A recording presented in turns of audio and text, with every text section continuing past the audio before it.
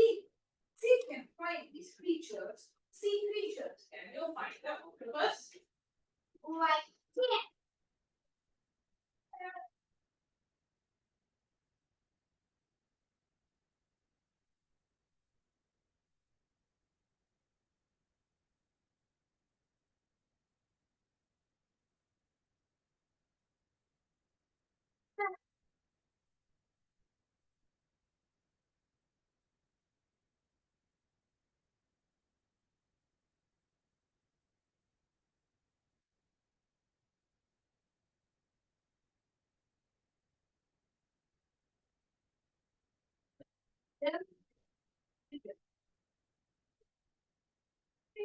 Orange color.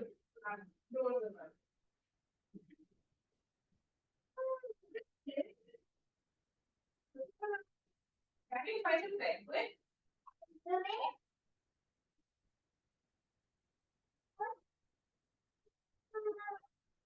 Can you see a penguin?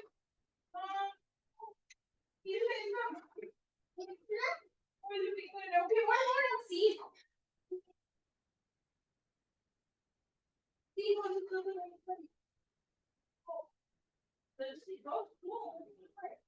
Penguin at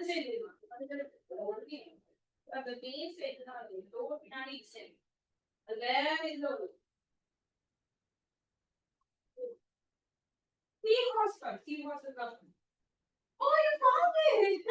Oh my god, you found it! I'm not even that. Very good. Can you find the seahorse?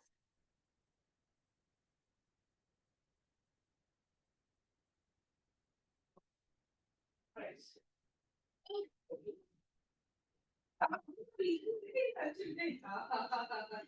That's so funny.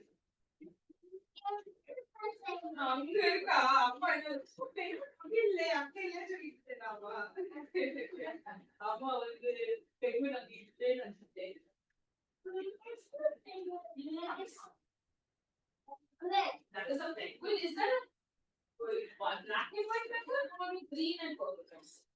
Green and purple penguin.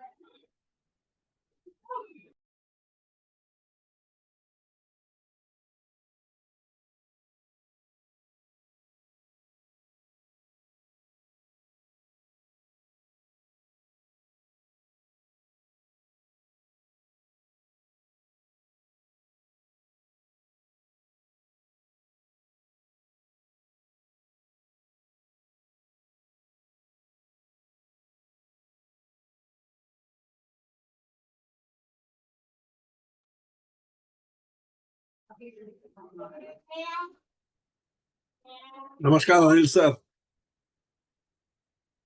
नमस्कार sir. नमस्कार sir. Mathur साहब good morning, good evening. नमस्कार जी। नमस्कार sir. नमस्कार। नमस्कार। Good evening sir. नमस्ते।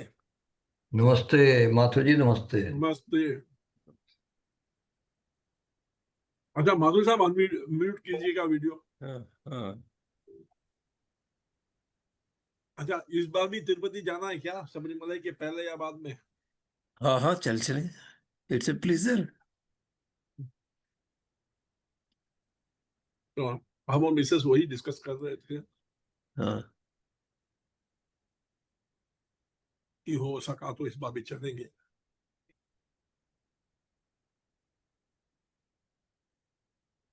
लेकिन सबरीमलाई के पहले जाएंगे जैसा आपको मैं देखता हूँ, अरेंज करके मैं बोलूंगा आपको। वो तो रिजर्वेशन कराना पड़ेगा ना। हाँ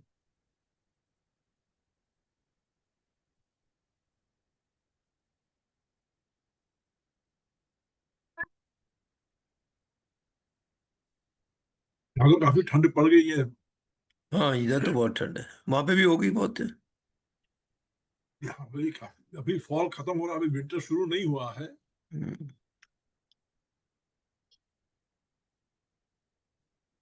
अच्छा 2-3 डिग्री तक तो पहुंच गया है। यहाँ तो 8-10 डिग्री में ही हालत खराब हो रही है, अभी स्वेटर पहनना शुरू कर दिया है। हाँ गोस्वामी सर बोलिए, क्या हाल है?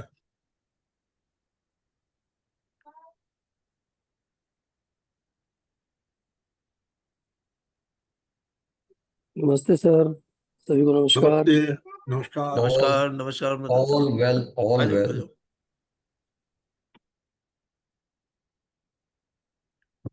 बस सर को नमस्ते कर दो, आ जाओ, आओ इधर आओ, 1 मिनट आ जाओ, अभी शुरू नहीं हुई क्लास, कह बुला रहे हैं आप।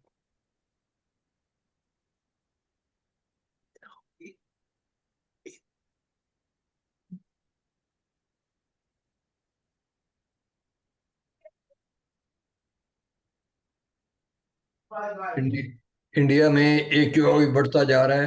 हैं? AQI इंडिया में पॉल्यूशन 300 400 दिल्ली में। दिल्ली में, बाकी तो जगह ठीक है। दिल्ली में दिल्ली में 300। क्या हो गया 300? AQI पॉल्यूशन लेवल, अच्छा पोल्यूशन। टेम्परेचर तो वही 20-24, अच्छा मगर यहाँ लोगों को ठंड लगती है 20 में भी। वो वो AQI तो वहां सबसे खराब है इन दिनों, तो जब तक वो नहीं नहीं, कारण ये है ना कि दिल्ली एक बेसिन है।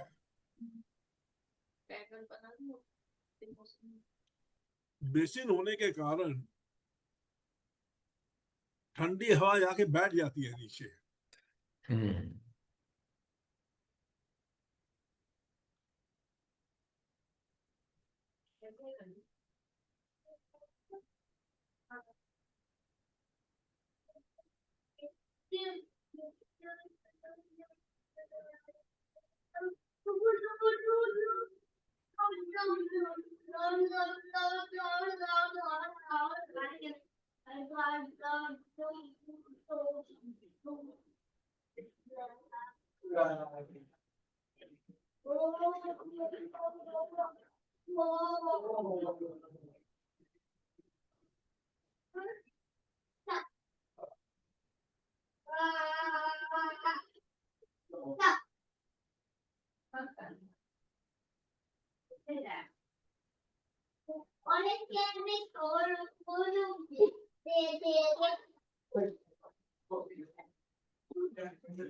गाता रहे।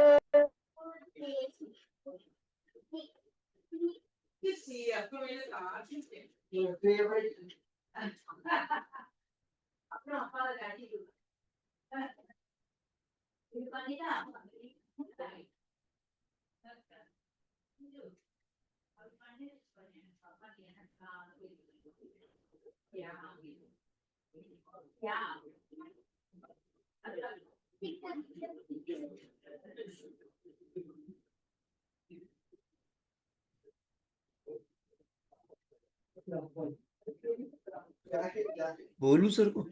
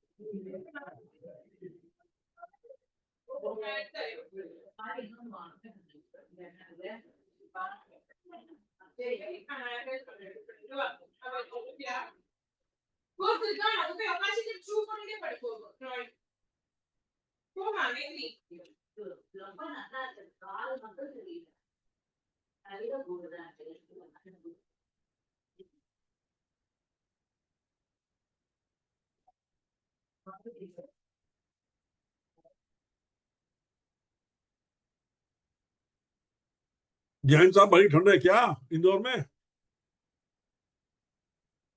आप म्यूटेड हैं.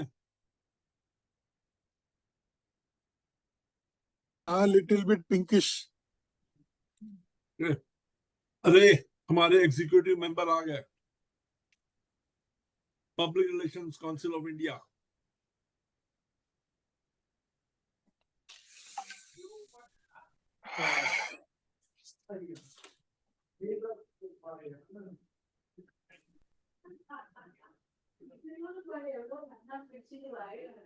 ठंड में क्या हुआ भाई? बाकी लोग कहाँ ज्वाइन कर रहे हैं? अभी तक किए नहीं कोई. Sanjay has come.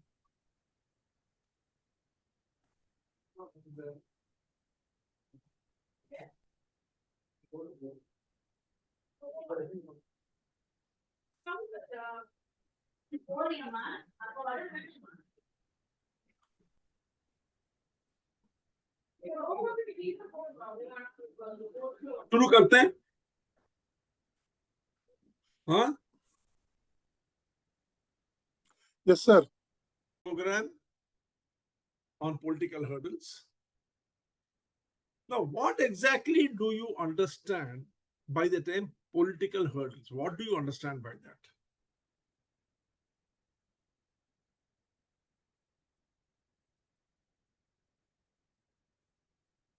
Can you unmute? Whoever wants to answer can unmute. obstruction in the process,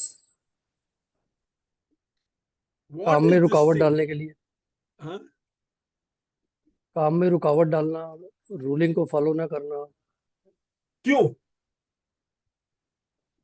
कुछ तो कारण होगा. लोग जानते नहीं है रूलिंग के प्रोसेस को, तो सो दैट जो एक्सपर्ट होते हैं वो बताते हैं कि ये प्रॉब्लम आ रही है, Okay. तो इसलिए पीपल जैन साहब, ऑब्स्ट्रक्ट करते हैं सब. what do you welcome, Hanuman sir. The question, Hanuman Rao ji, is what do you understand by the term political hurdle? Yeah, political hurdle means generally when the government changes, no sir, sometimes the policy may change, and sometimes the local also will be influenced, that areas maybe, that is also a political change. Government directions and the taxation policy or these. I've seen These are some the- Telangana legal requirement also changed due to the politics, no? Political change also I've seen. Some legal state requirements also change in some states. Okay.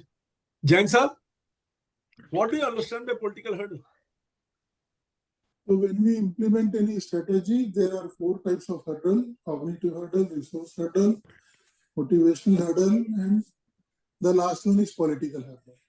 In the political hurdle, we generally face the issues where people want to save their ego and play smart and want to have their upmanship safeguarded. So because of that insecurity, they show that they are going to be supporting the idea of the strategy which is given by the person who has mooted the idea or the person who is driving the change. But back of it, they are just not supporting it, and that is known as a political hurdle. Can I come? Yes. Yeah. Yes, Oh. sir. So, in my view, political hurdle is when you are influencing the group for your own gain or for particular selfish interest, which may not be in larger interest of the group, but for the particular segment you are interested for their benefit, then you want to influence. This is how you try to communicate and influence the people. Thank you. And in West Bengal also, I seen that due to this Tata and Nano, that West Bengal government, Mamta, that time they have got the hurdle also. They are ready to change the plant also from the due to this what is the labor issues and other issues. I think politically it is created that hurdles also seen in the Tata, West Bengal. Okay, let's see. You see, because I can see that there is a lot of misconception about what this thing, a political hurdle is. Because of the word politics, people tend to think it has got something to do with politics. No. Every office has got office politics. And whether you like it or not, you are in the middle of it. Your success is going to depend upon how well you understand it, how well you understand the people around you. Why office? Even at home, there is huge amount of politics. If you are unable to recognize that, then I can only say, I'm sorry, peace of mind and happiness is going to be very elusive for you. In a house of four, you, your wife, your son, and your daughter, there is so much of politics that if you don't know how to handle it, you are in deep trouble. So you see, political hurdle is a very important aspect of life. And Sir, it Arun sir, is talking. You are Arun sir talking. I see earlier company I see some directors sir, JMD. Earlier company I seen that directors are also different. Politics are there. We're not able to move forward. You are taking same thing, sir. everything. Now, today you will see what political Okay. hurdle is and why it is very important, how you can understand it, what you can do. Because Hanumantrao-ji, if you understand politics, if you understand the dynamics, human dynamics, success is guaranteed wherever you are. I mean it, it is guaranteed. You will have to put in some amount of effort, but over a period of time, that will become very natural. It will become second nature to you, and you will learn how to handle the hurdles that comes up in politics, in this political form. Let us understand it.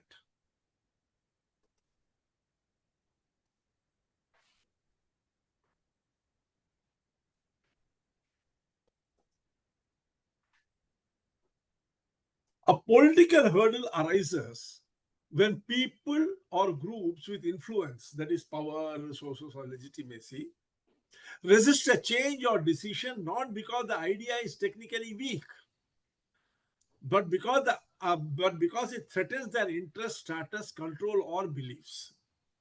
These stakeholders can be inside the organization, like senior leaders, business unit heads, unions, or outside it, like regulators, customers, community leaders, investors. It could be either internal or external. Political hurdles are just about who gains or loses, not what works. That's got nothing to do with what works. How good a strategy is not what creates political hurdles. What creates political hurdles is who loses or who gains. Managing them requires a strategy, influence, negotiation, sometimes even compromise is required to be able to handle them. The principle behind handling political hurdles can be summed up in one sentence. Change succeeds not when everyone agrees. Is one of the, people always say, no, we all agreed to doing this. No, change does not succeed when everyone agrees, but when everyone sees their own benefit in the change. Please remember this. Even at home, when you want to do something, that will succeed not when everyone agrees. Everyone will agree. You might say, we will go here. Everyone will say, yes, yes, yes, yes, yes. And then at the last moment, all sorts of problems will be thrown up by everyone to derail the whole plan. That is because their own benefit is not visible to them. Change succeeds not when everyone agrees, but when everyone sees their own benefit in the change. That is why it's very important that we show the benefit in the change to the people. Only then you will be able to overcome the political hurdle. This is the core principle. Now, the concept of political hurdle is not very old. And from where people really started understanding it, we will reach the core of that and understand it. It all started in a very big way. The research on it started in a very big way with Xerox company, which was facing bankruptcy in the year 2001. Today, this question, how Xerox survived from bankruptcy, is the study of political hurdles in all the major business schools and universities. Business leaders, business scientists, human relationship management scientists, they have all organizational behavior scientists, they have all studied this inside out to understand political hurdles. Now, what has really happened? This happened in 2001. The whole thing kick-started in 2001. It is very recent. In 2001, Xerox had 17.1 billion in debt and just 154 million in cash. You can well understand how bad the situation must have been. The company was on the verge of bankruptcy. The stock market, the share of Rank Xerox, which was 63.69 a share, had fallen down to 4.43. The company had lost 90% of its market capitalization. 90% it had fallen. It was on the verge of collapsing. It was at this time that Rank Xerox promoted Anne Mulcahy as the president. Wall Street, equivalent to our BSE and other things, the Wall Street laughed when she became the CEO or the president. But this woman saved Xerox from losing 17 billion and turned it into a profitable company. Who was Anne Mulcahy? Anne Mulcahy joined Xerox Corporation in 1976 as a field sales representative and steadily rose through the ranks over more than 2 decades, holding key positions in human resources, sales, operations. She understood the company, the company's people, the culture very well. She was a very low-profile person. Combined with her operational experience, she positioned herself uniquely for leadership during a time of the crisis. In 2001, the board decided to elevate her to the role of a president, the post of a president, and try to bring the company out of the problem that it was facing. When, at that time, the company was, being investigated by Security Exchanges Bureau. There was a huge, massive debt. Revenue was declining. The company was going to be filing for bankruptcy, just before bankruptcy. They said, let's take just one more chance. And they elevated her.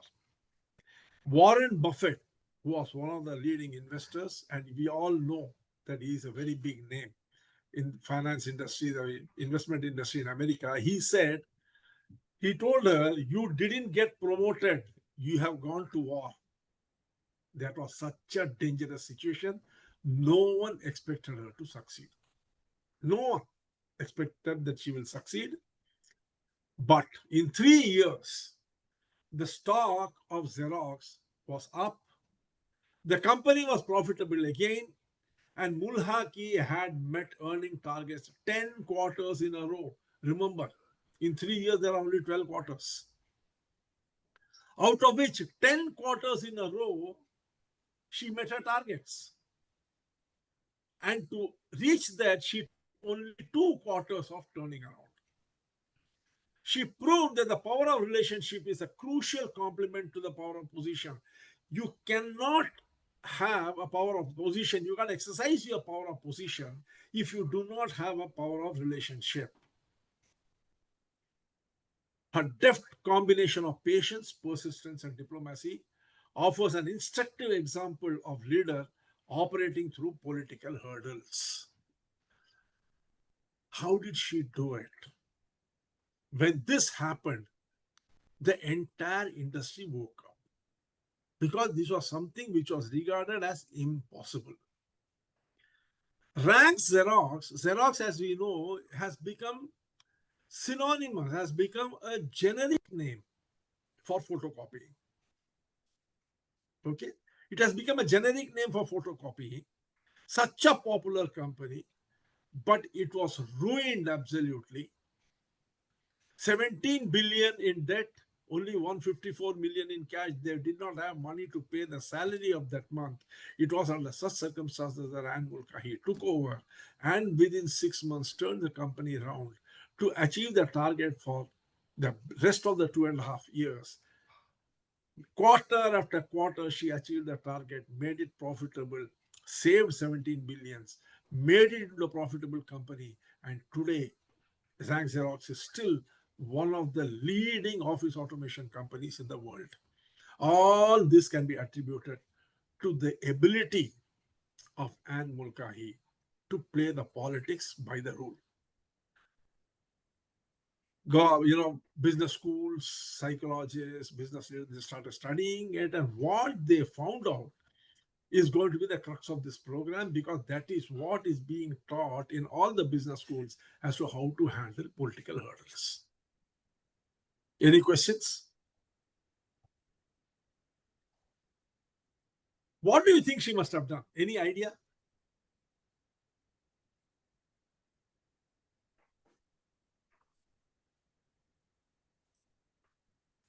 Anyone has heard about this case study?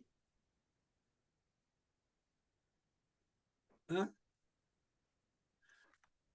Supposing you are in such a situation that the company is losing, is going to be closed, 17 billion in debt, only 154 million is in cash with you.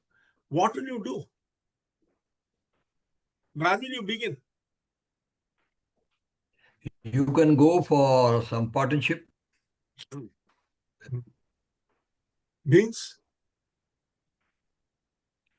So collaboration together with a similar company, which is Why would that company outsourced. collaborate with a company which is going to file for bankruptcy?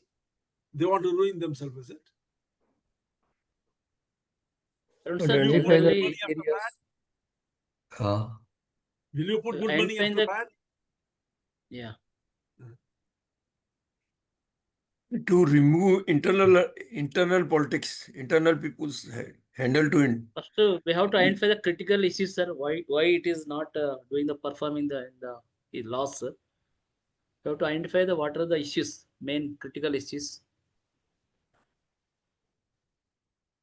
You mean And to then tell me no one would have done that? This maybe must not have done, happened maybe yesterday. strategically, maybe not done, maybe. She maybe done strategically. Okay. Let's see what exactly is the thing.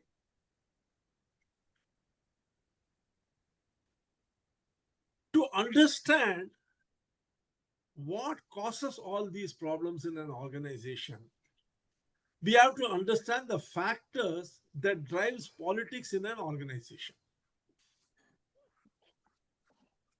There are two factors that drive politics. What are those two factors? The first factor is power, the capacity to influence outcomes. Power is the ability to influence decisions. In every organization, power is asymmetrical. That means what? Some people have more say than others. Some people, even the same position, same level of hierarchy, they have more say than others, and this imbalance fuels politics. Everyone wants to be the person to whom everyone will listen, and this fuels politics. That means the ability to influence outcomes is what people see as power. Second is interest, the desire to protect or advance something. Interest refers to what person cares about.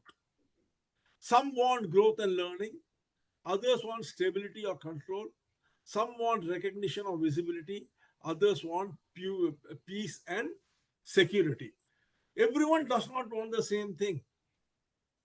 Now you see, these two things are very important to understand: power and interest. The combination of these two is what human dynamics in an organization all about.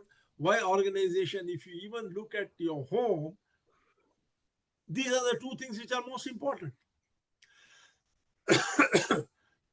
The capacity to influence outcome and the desire to protect what you think is important. This is what drives the whole dynamics of human relationship, be it at home, in society, or in the office. There are different forms of power. Now let me ask, how many forms of power do you know?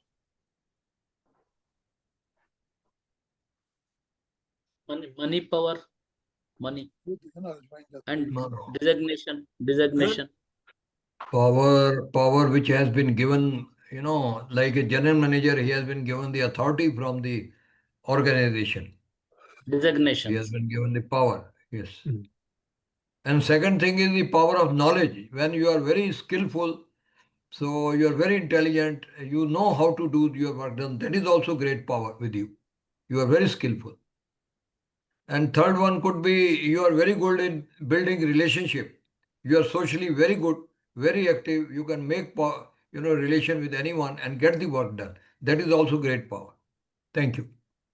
And investments are how example in public limited, I seen that who is the investment doing the more contribution, shareholders, share value.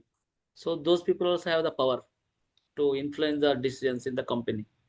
And the leaders' personal capacity of individuals, he also influence their power. Yeah.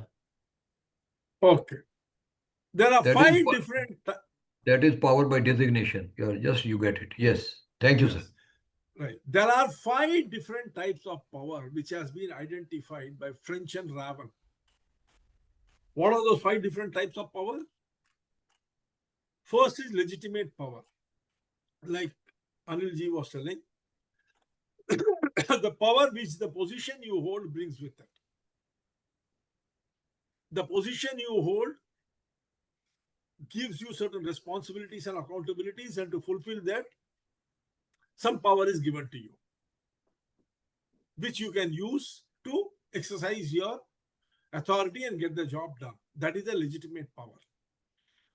The second is a very abstract type of power, again, which Anilji has said, the expert power from knowledge. When you have knowledge, people tend to listen to you.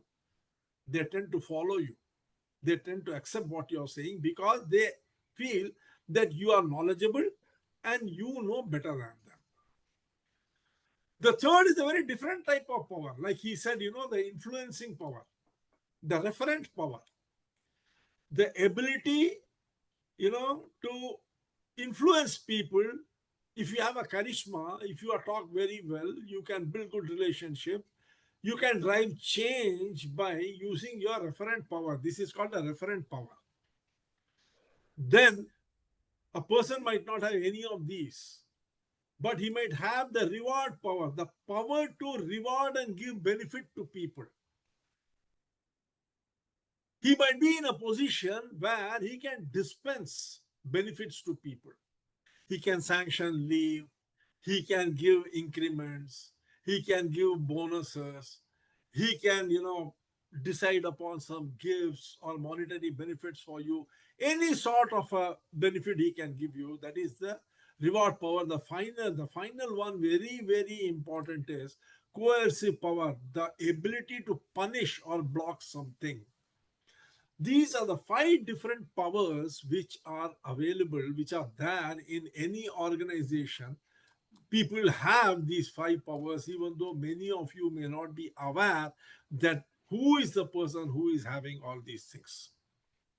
Arun, If sir, you look at yes, this is a legitimate due to the designation you told generally. that's purely Reward due to designation and the position you hold. But reward power also generally those people only they will do, no? Like No, other people, not necessary. Not necessary at all. Any example, sir? I didn't understand. Many that. examples are there. Supposing, let us say, your boss is there. Okay? He feels that you should get a reward. Can he sanction it? He will have to go to somebody for it. Now, that person will be having a details of how much money is available for distributing, which department gets how much, what are the criteria. Now, who is making all those? He is not making it. Now, in many companies, what happens, that there is a certain amount of money which is kept separately for all these, year-end bonuses. That year-end bonus, whatever is being given out of the amount total to him. And the amount which is finalized is not finalized by this gentleman, but by someone else in the finance department or in HR. You make a recommendation, it can be short term, and you get into a fix. Let us say you are in the government, right? You are in a particular position. You have a scale. Unmute, Hanumanji. Yeah, yes, sir. I understand. You have a salary scale. You have reached the top of your salary scale. Now what happens?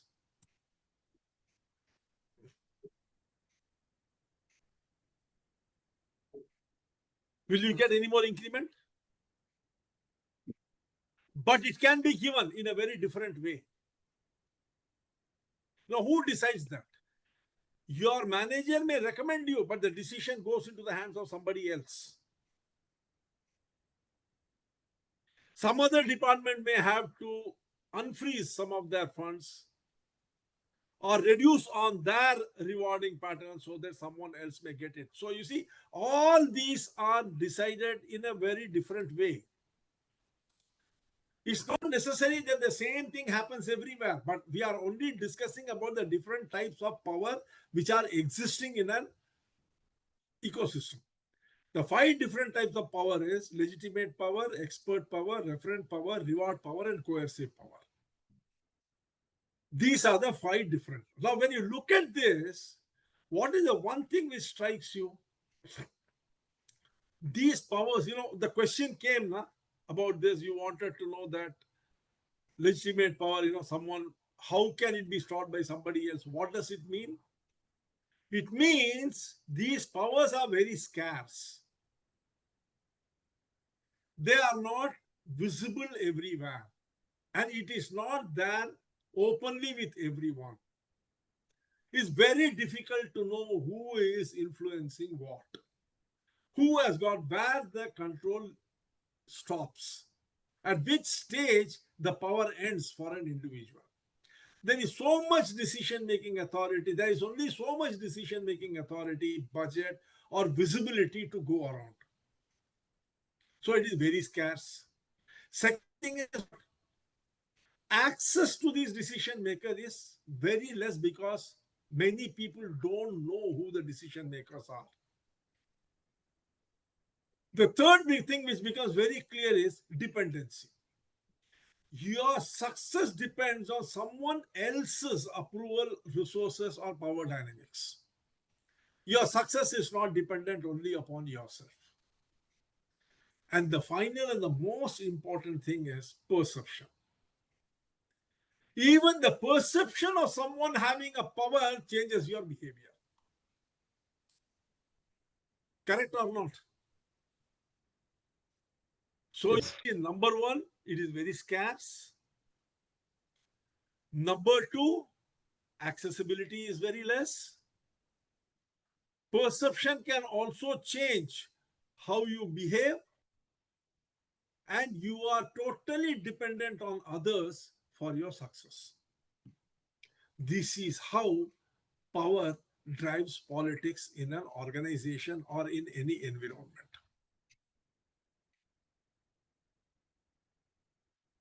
Why interest drives politics? What are the type of different interests which are there?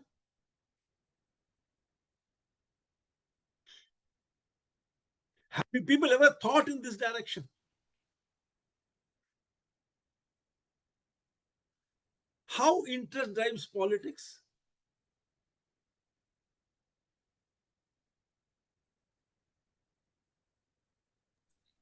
Interest? How interest drives politics in an organization.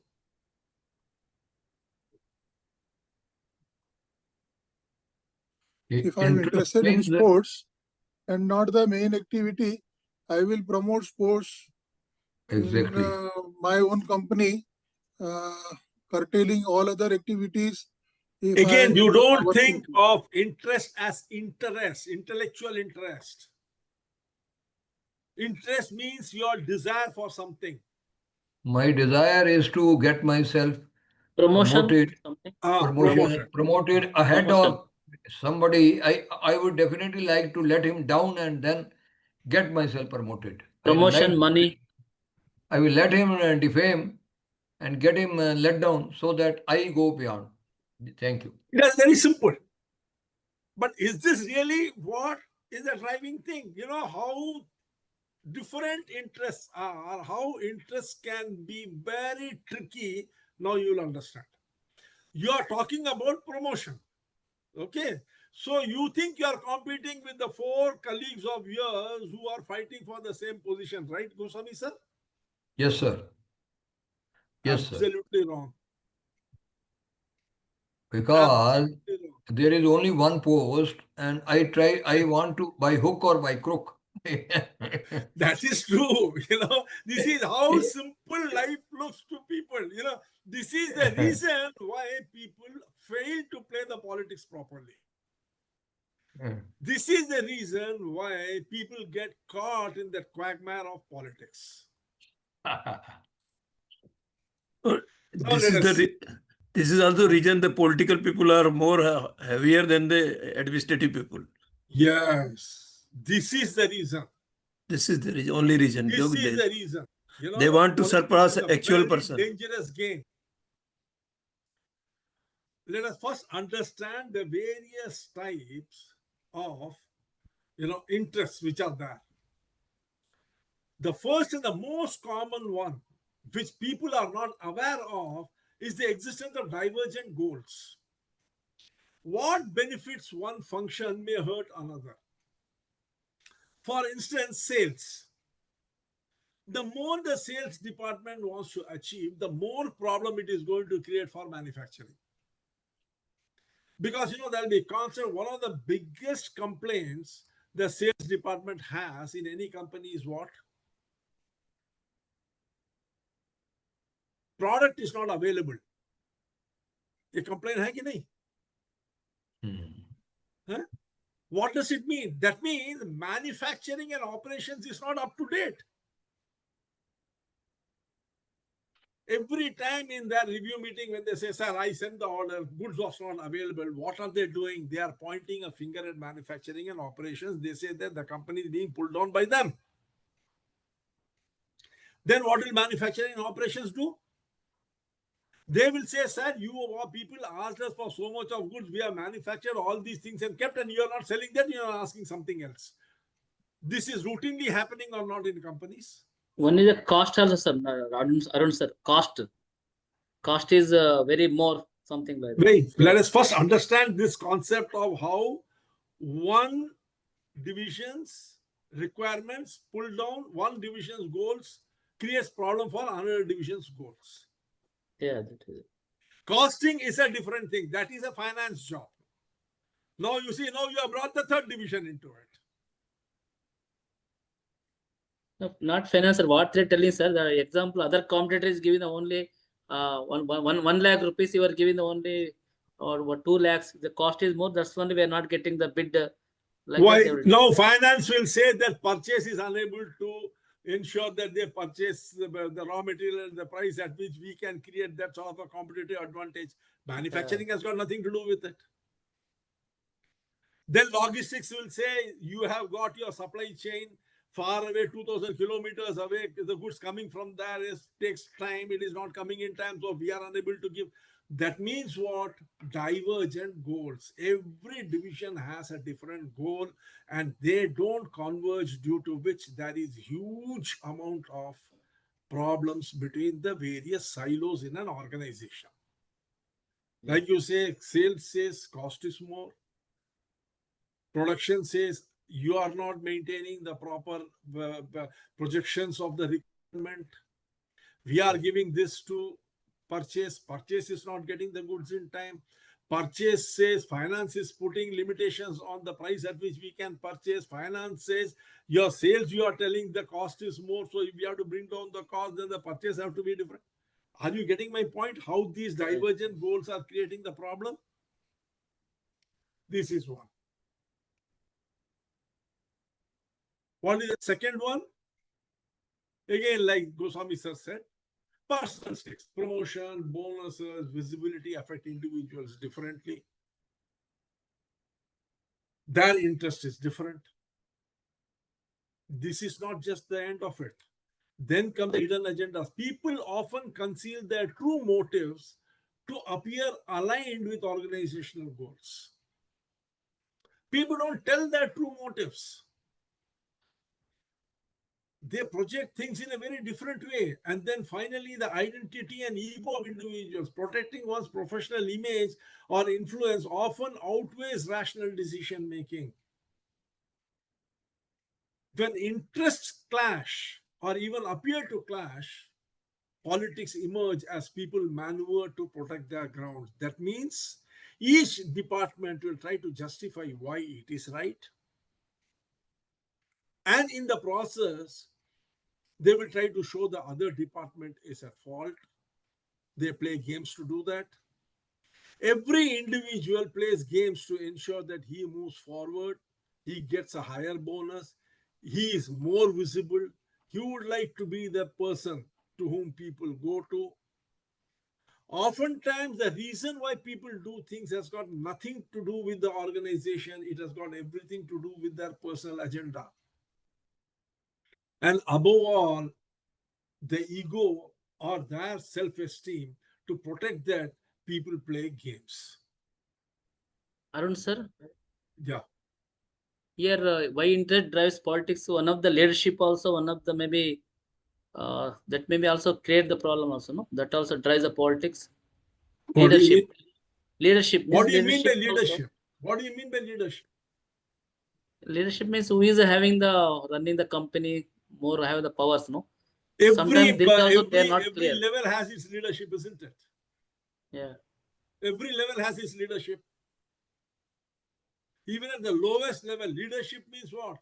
Personal stakes, hidden agenda, your identity and ego. This is all the three is there present in the leadership or not? Yes, sir. The person who you assign with the leadership position also wants to grow.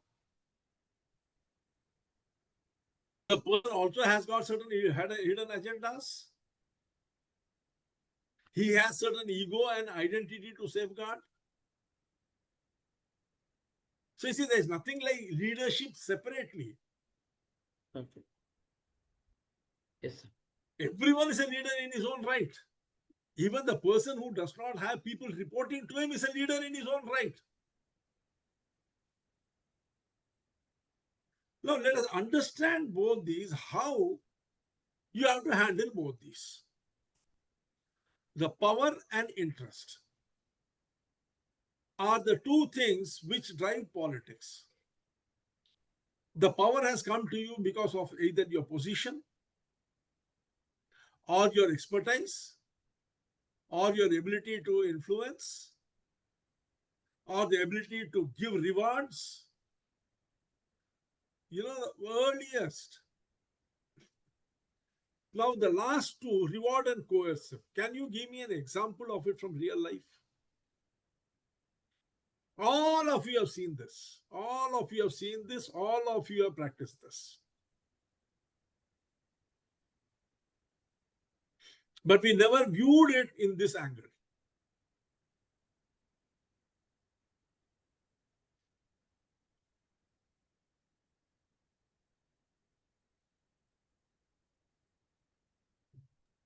Think. If you do any mistake in operation, so the power lies with the manager or anybody. He Forget can also, manager and other things. Goswami sir, tell me about your Family. life. MD. No, no, Your life. माँ I'm बच्चों को बोलती है I'm कि telling same thing. He थोड़ा can तो also खाना नहीं he दूंगा। can ऑफिस को you हटा can be दीजिए, ऑफिस को हटा दीजिए. Again and again, don't You- go to that line because you that can is a be limited understanding. okay. Come Your to Gift, life. mistake your gift is mistake also can be ignored also, and you can be charge sheeted also for the same Again, thing. you are going It- back to office. Why can't you come out of it? Uh-huh. Come to real life. घर In में your माँ life, बच्चे को you डांटती have है, used both these. तूने कब तोड़ा, तेरे को खाना नहीं मिलेगा। हाँ? नहीं, जब आप घर में बच्चे माँ थे, छोटे थे, जब आप छोटे थे, Carrot and stick. Ganda Mama. नहीं, कैरेट एंड स्टिक नहीं है. मैं बता रहा हूँ, अच्छा। अब आपको समझ में आएगा. जब आप बच्चे थे, हाँ, what was your best way to get friends? बातचीत करेंगे उनसे. नहीं, मेरा खिलौना लाके नहीं दिया तो मैं स्कूल नहीं जाऊंगा। वो तो कोएर्शन हो गया. हाँ, वो कोएर्शन हो गया. अब आप बोल रहे हो कि मैं ये नहीं करूंगा, वो नहीं करूंगा. यू आर थ्रेटनिंग, टॉफी दे वो Threatening. उसको. पनिशिंग. आप चॉकलेट ले जाके अपने दोस्तों को देते थे, हाँ, टॉफी लेके देते जिससे कि हैं. करेक्ट. बच्चे आपके तरफ आए. आइसक्रीम खरीद के देते थे, घर से पैसा लेके जाके सामान खरीद के अपने दोस्तों को देते थे, to bring them into your grip and influence. है कि नहीं? बच्चे करते हैं कि नहीं ये?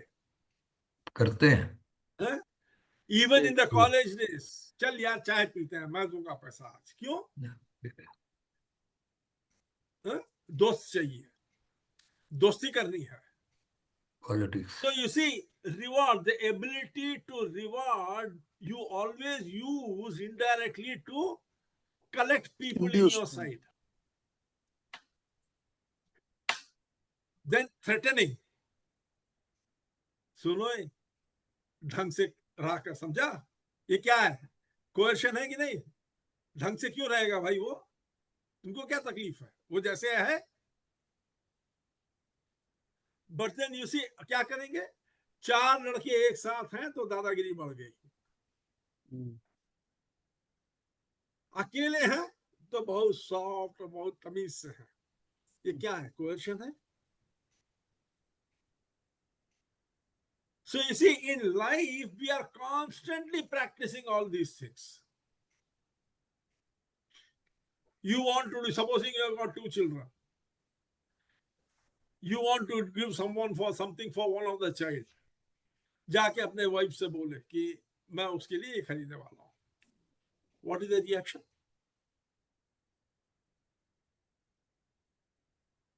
तो दूसरे के लिए भी खरीदना पड़ेगा. नहीं, वो बोलेंगे हाँ हाँ खरीदो खरीदो. पहले तो बोल देंगे खरीदो, उसके बाद 2 घंटे गए, अच्छा सुनो, अभी तो 2 महीने पहले उसको खरीद के दिया था, लेकिन इसको कुछ नहीं दिया उस समय. Don't you think it will be better if we buy for this person now? बाद में उसको दे लेंगे.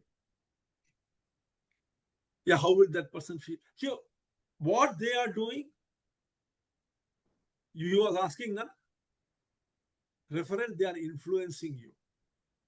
They are influencing your thought process. They are changing the thought process. Remember one thing, a no is never a final no. It is just the beginning of a negotiation. At home or office or anywhere, a no is never a final no. A no could be maybe. A maybe could be yes. In fact, a yes oftentimes is a no. You will understand how to handle it. This is the crux of handling political hurdles. So now what we will do is, there are 2 ways, 2 sides to every coin. We will check both the sides. Let's see the first side. Let us build a graph. On one side we have power, on the other side we have interest. There are 4 different things, low and high. Low power, conservative interest. That means उतना ज़्यादा interest नहीं है इस चीज पे. और इस सज्जन का पावर बहुत लो है. कोई है आपके ऑफिस में या घर में जिनका पावर बहुत लो है और उनको इस चीज पे इंटरेस्ट भी नहीं है ज्यादा. उनको आप कैसे हैंडल करोगे?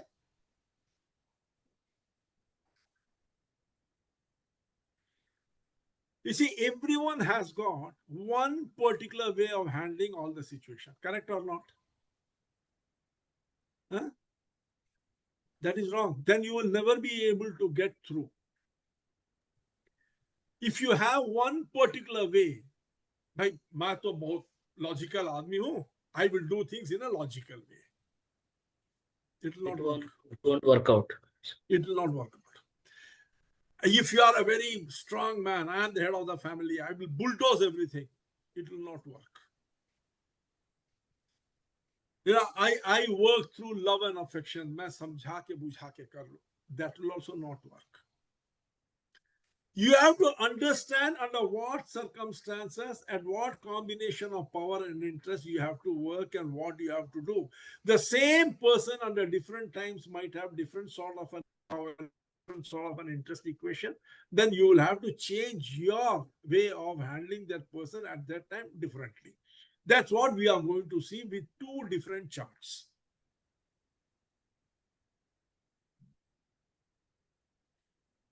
The first is, if the person has a very low power and is not very ambitious about the particular thing that you are discussing about, that is under question. The person's interest is not very high. The interest is low.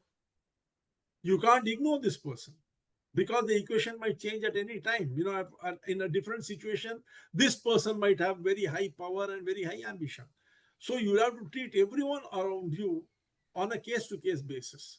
If for this particular case, for a particular case which we are discussing, if the low power is there and is very conservative, you have to reason with the person and show him why you are doing what you are doing and how you are going to do it. If the person has got low power, but high ambition, his interest in the issue is very high, even though he doesn't have much of a power, give him inducements. Arun sir, Try any to- example for this one? Example, if you tell, I can relate more. You tell me the problem, I will tell you, because you see, on the spot, thinking of so many examples might be very difficult. You give No, me for in something, I company will- context, Okay, in like you're company telling that context, women- let us say in company context, you have a particular project. yeah, Now, the project, there might be a person who is not a member of the team who is going to be working on that project. So his power is very less. yes, sir. And he is also not interested in that project. Correct, sir. Correct. His interest will be very low. Do you Yes. ignore him? No, we're not ignore, but generally we'll be having some relationship, very normal, something like that. Normal. Come in, you'll just tell him why you are doing this project. What is the idea behind Yeah. this project? That means what your reason with him that this is why we are doing it. What is the Yeah, purpose? understood. Because tomorrow another project might come in where he might be the key person. Yeah, If you maybe ignore correct. him today, he will remember this and say, "Arey, yaar, at that time you did not come Revenge. to me, today you have come to me." It will happen, sir. Correct. It is happen. So you see, under those circumstances, when you have people who have low power and very conservative interest or no interest whatsoever, even then you have to keep them in the loop by reasoning with them. Let us say there is a person who is not in the project, but he has got very high interest to know what is happening. That is also possible, isn't it? Maybe he is not a part of the project, but he might have some authority to pass something which the project requires. So he is interested because he might be having a budget. You want a portion of that budget to be diverted towards this project, and he is a person who can sanction that diversion.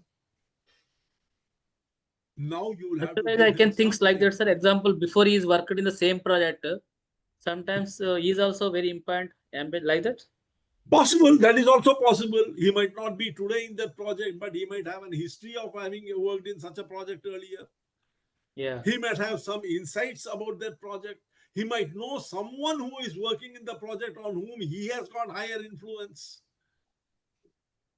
Yeah, that's Such all. He may be people- knowing the old customer. Already worked in that Possible. customer. He will influence this. He can influence also. Correct. Influence. So you see, for these people, you have to give some inducement so that they feel that they are also being taken care of. So they are also being taken care of. The third is very high power, but low interest. The person has got very high power. He might be the head of the department, but his interest in this project is very low. You have to bargain with him, negotiate with him.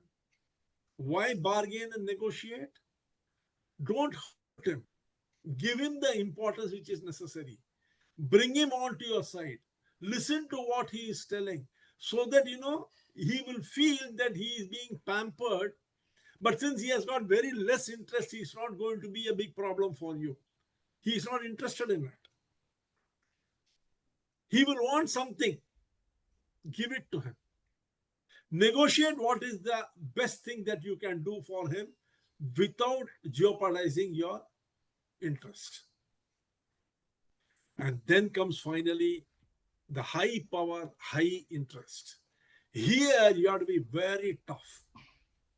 Coercion, threaten, give, bribe, everything that you have to do so that this high power, high interest person is with you. But in project case, customer will be like in that one. It will Wait, fit, sir. when you see this next matrix, you will understand. Okay. This is only one side of the coin you are seeing. You see, only one side of the coin you are seeing. When you see the second side of the coin, everything will fall into place. There is a lot of background noise coming. Sorry, sir. Sorry, sir. Yeah.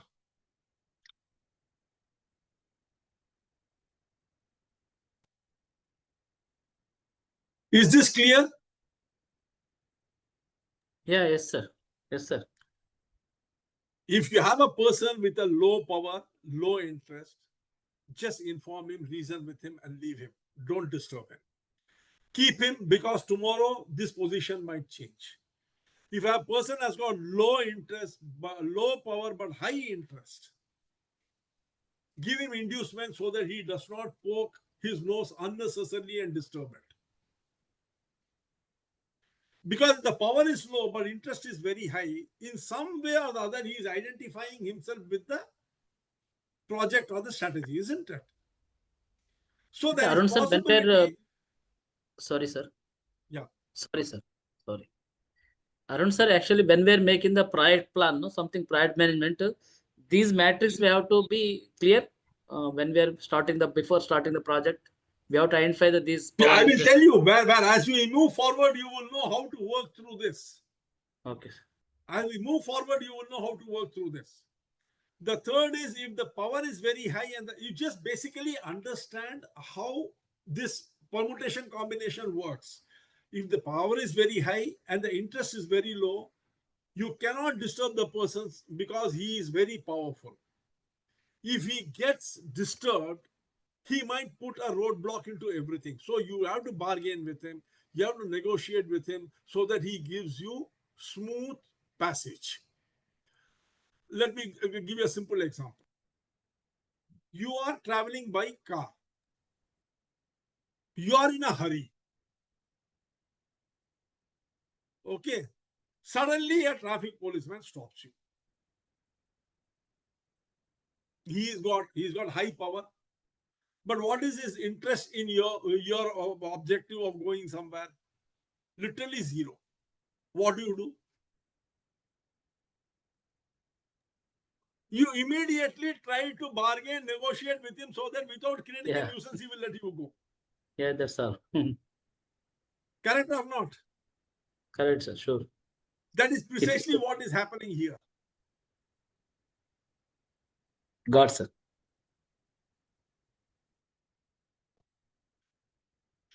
Then the final is high power, high interest. You are recruiting someone. Now, what is his position? You are going to recruit someone. He is a high power, high interest person because when you give him the position to which you are recruiting him, he will become a person of high interest for that position, isn't it? And he will have the highest of power. Now you see, you use both coercion as well as inducement. You show him how you can damage him if he doesn't come and do the work properly. At the same time, inducements you show so that how he can benefit by listening to you. Are you getting this change in perception? You are having an interview. You show him the negative consequences of not performing by joining the company, and show him the positive consequences of doing well and how you can benefit him. So what have you combined? You have combined coercion with inducement. Yes, sir. The same thing, for your project also. You have a very important person in the project who is the main driver. His interest is very high because he is the main driver. He is the one who is the expert. Your relationship with him should be how? Showing the negative consequences of not performing and the positive consequences of performing. Both. Many a time we don't do that. We either focus on one or the other. We never focus on both together and Factors. drive.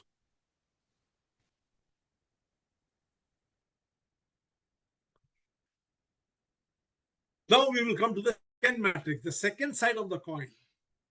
The reverse side of the coin, let us see. Again, high, low, interest also high, low. So there are four. Now we will start with the fourth one. High power, high interest.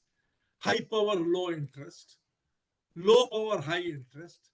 Low power, low interest. When we saw in the first one, we saw that when there is a person with a very high power and high interest, we do coercion as well as inducement, correct? Am I right? Do you remember? Yes. Yes, sir. Yes, sir. High power, high interest, we saw coercion, inducement.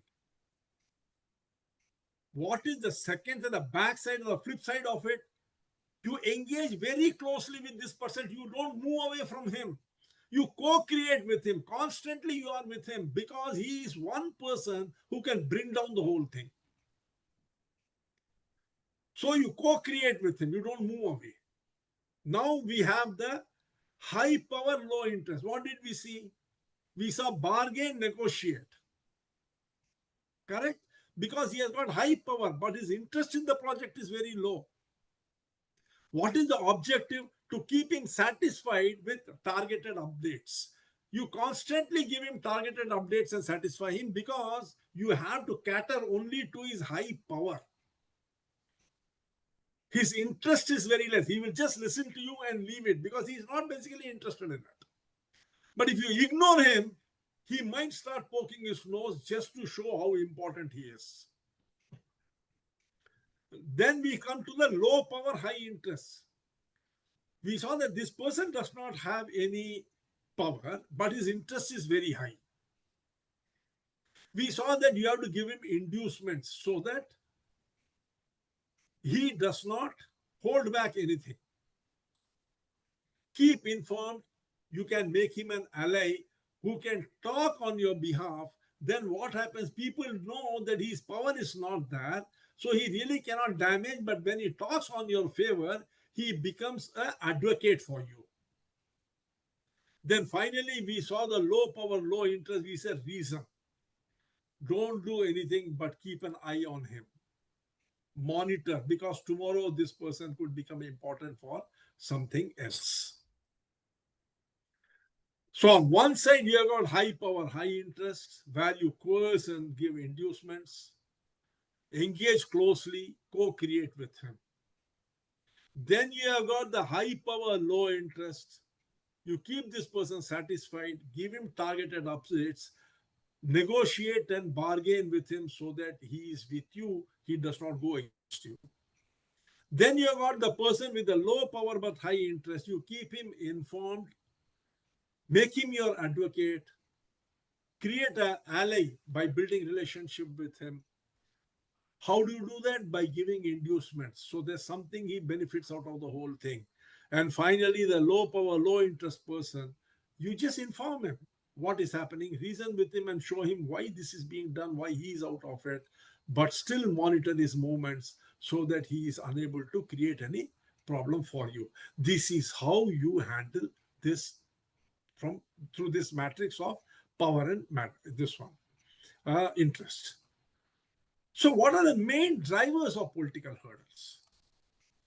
First, loss of power or influence. Whenever there is a loss of power or influence of people, they will play games. Because this loss of power or influence is a threat to status and identity.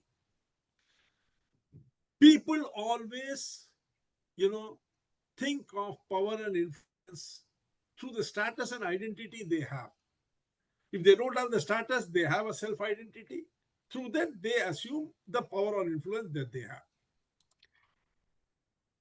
Now, this power and influence makes them worthy of competition for the resources which are available. All the resources which are available in the office or in the family is linked in some way or the other to the power of influence. And they fear losing their control over it.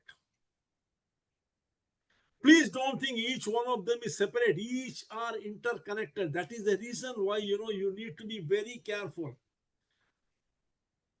See, the power or influence, people who currently hold decision-making authority may fear that the new strategy will reduce their role. A new leader will become more influential. A new system will centralize control away from them. Okay, status or identity, people derive identity from their roles. If you change it, it feels like your old ways of working is no longer relevant. So you think that you have lost everything. Your experience no longer matters. They resist not because they disagree, but because they feel diminished in their status. What does it mean? If they're diminished in their status, the total amount of resources which was available to them in terms of budget, people, attention, support, that is all going away. They are losing control of it. They are losing allocation of it. All these leads to misaligned incentives. If change benefits the organization but does not personally benefit the key stakeholders, they will resist. A manager might refuse to adopt a change that increases company revenue but makes that team workload heavier without additional rewards. So you see, misaligned incentives is very dangerous thing. You have to be able to align the incentives with what they are doing and be consistent about it. All this will lead to changes in existence, alliances, and factions. In other words, political hurdle arise when people fear losing something important: power, influence, recognition, resource, or status. And each one of them is linked to the other. Now, Hanuman Raoji was asking how we will go about it. There are very specific steps that you should do. If you follow these steps in your family as well as in your office, you will get extraordinarily good result. What we are going to be now going to start talking is, till now we were discussing theory. We are understanding the background of it. Now we will try to understand how exactly the whole thing happens.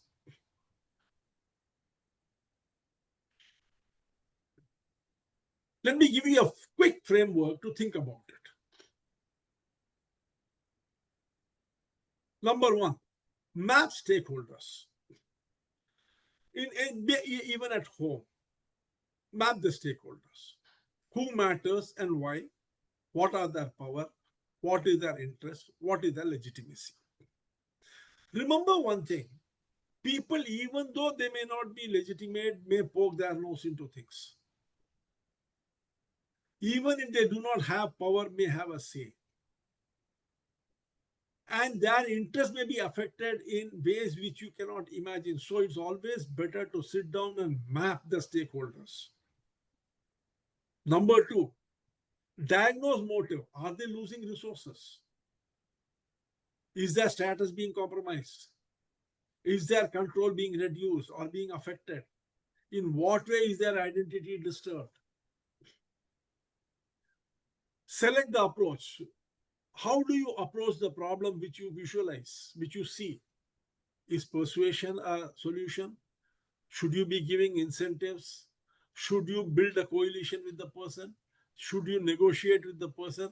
Or should you neutralize the person, remove or reduce the threat that can emanate from that person? Design tactics, tailor the messages. This is very important. This is where storytelling comes in. Pilot projects. Start small pilot projects for that so that you will know how the reaction is. Trade-off, what is it that you can give or take off? Transparency, formal agreements you can enter into with that person. And finally, monitor and adapt, measure the engagement constantly. Leak early wins. Oftentimes, we hear people who have failed basically say one sentence. What is the sentence they say? I am very frank. Have you heard this statement? Yes. Look at the person who says, I am very frank, you will see a failure. Who cares if you are frank or not? Huh? Yeah, you think being frank is a bloody big certificate which you can put it on the wall? I tell things as I see it. So who told you all that as you see it is right? Did anyone come and tell you the way you see it is right? So see, we need to be very careful in our communication. We need to be extraordinarily careful in our communication. Measure the engagement. That is why, the second one, leak early wins is important. Don't shout loudly about the early wins. Leak. In diplomacy, there is always something called a back channel diplomacy. Have you heard of it? Many things Mr. Trump says, many things Modi says, right? But do you know the real thing is happening behind the screen, which no one hears? Many things Putin says, many things Trump says, many things Xi Jinping says, many things Trump says or Putin says. But what is really happening, the important thing is happening in the back channel. That is where the leaks start. Leak early wins. Just let the grapevine take it so that people know that the win has happened. That has greater impact. Why? You feel you're privy to information which others don't have. And you value always something which you have, which others don't have. So leaking early wins is very important. Like, let us say a company has achieved a lot in something. Like, let us say Yogesh, he is having this, certification company. He has achieved something very big this month. There are two ways of approaching it. Telling it to the people who are there in the company, or letting them find out without his telling. Leaking it to some friend of his who has access to them and who will tell it to them. Now, when they come to know through that friend, that information gathers more power than he's telling it himself. This is where the rumor mills are very important. Leak wins. So that, people will come to you, Arey, साहब ने तो नहीं बोला, but यार ये तो कमाल का किया है. But if he tells, बोलेगा अच्छा ठीक है, हो कर लिया क्या, ठीक है. So you see, when you tell openly, the value goes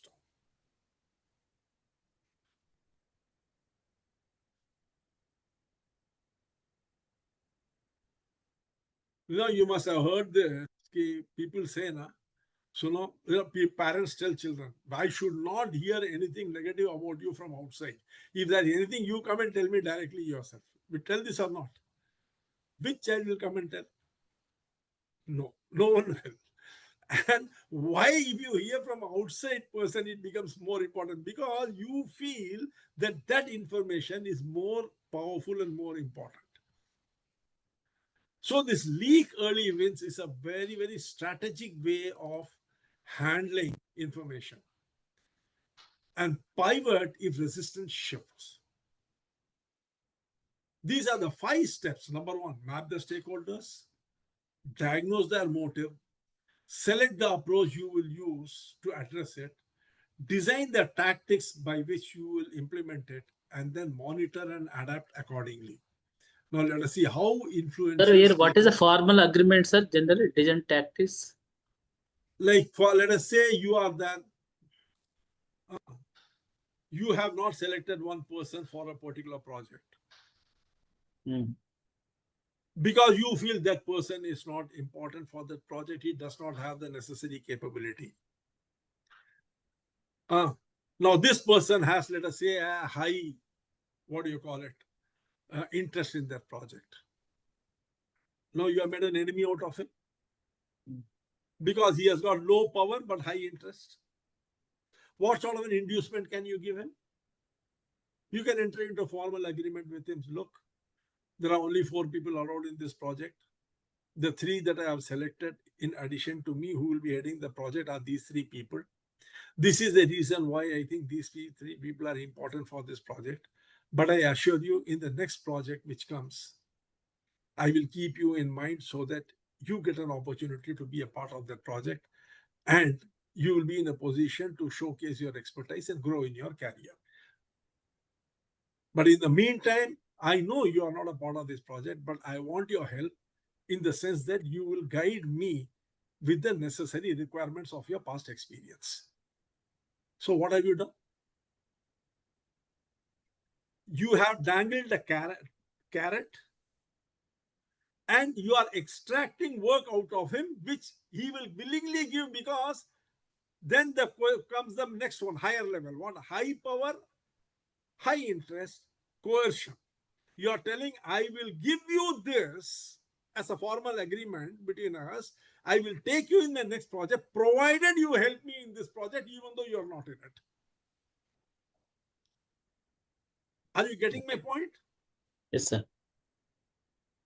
So you see, you should know the reason why these 2 matrices are important is you should know how to move through that grid. Because in the next project, when you take him, as per this formal agreement, he is going to be a high power, high interest person. So you see, coercion, inducement, both, you have triggered it here itself in the form of a formal agreement. Any questions? क्या tricky है क्या Yogesh ji?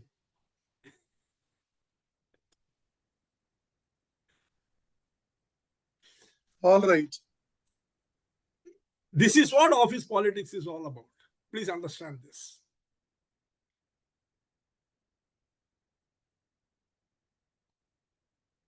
Now, how do influential typically work?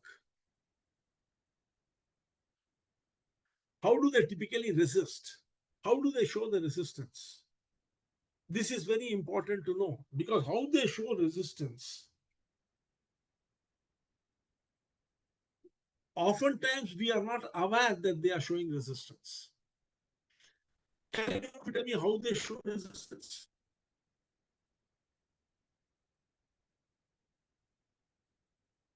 Huh?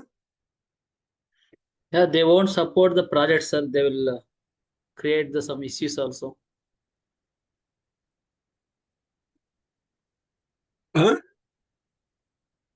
No, they won't support the project, some people, and they will show that this won't work how out. do they This show won't their work lack out. of support?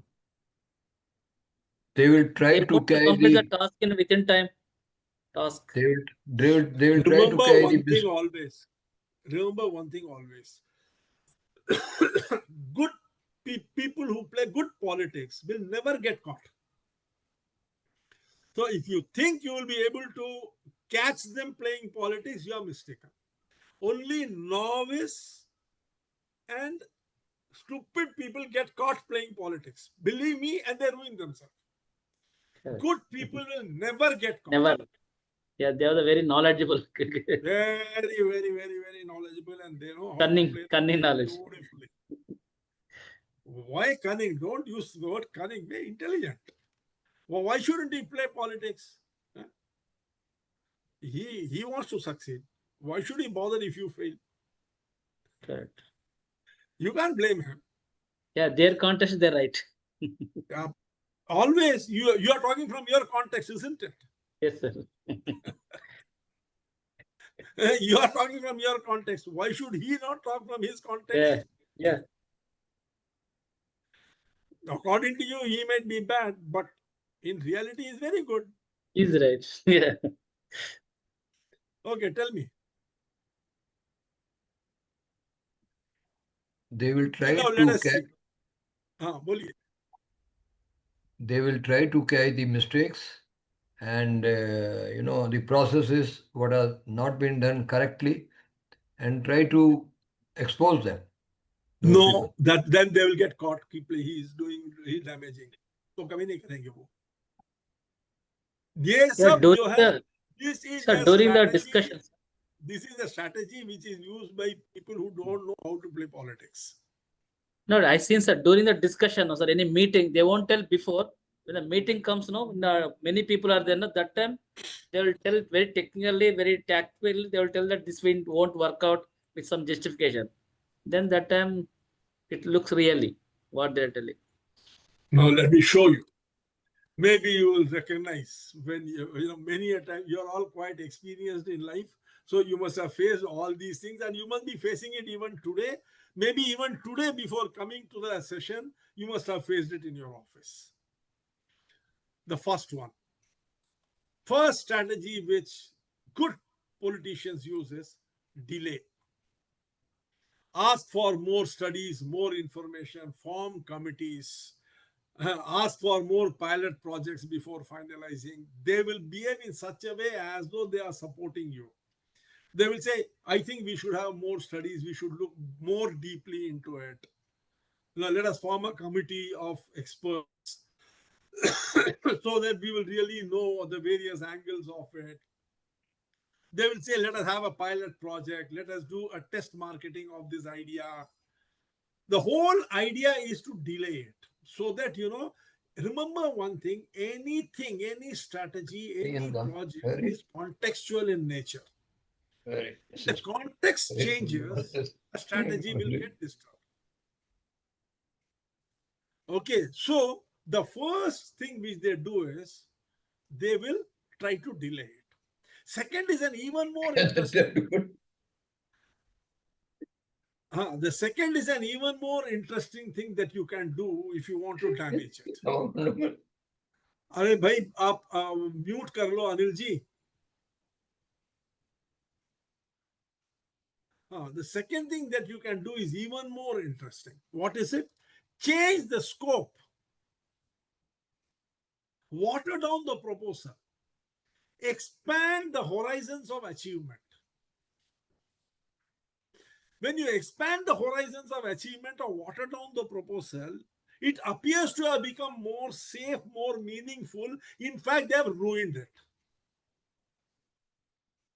Because the context is totally changed. Any example you tell, sir, I can relate So more. many examples are there. So many examples are there. You tell me any one project that you're working on, I will water it down and show you right now. Let us say you are planning a missile, a surface-to-air missile. Suri sir will be better able to appreciate this. Let us say a surface-to-air missile has been planned. I am not in sync with it. So what do? I say, excellent idea. Let us also do one thing. Let us also see what are the benefits if it can be water to air or air to air. Now you see, I am expanding the horizon. Now you say, this man is, you see. Very good. If I had to expand the horizon to air, and water to underwater to air, surface to air, have I not expanded the scope? Yes, very difficult. And it But will go what will into happen to the bloody project? It is very difficult, tough project. I cannot complete. So you see, that's so water down the proposal. Ultimately, I will fail in the project, sir. You will make the That's fail in all. my I will keep on expanding the horizon, timeline, change the goalpost. See, you have a particular list of things to be achieved. Based on that, you start looking for suppliers. As you are focusing in onto one, I add a new element to it. gone. Now what do you do? Very difficult, sir. See, this is one of the techniques which is done, which is carried, which is achieved.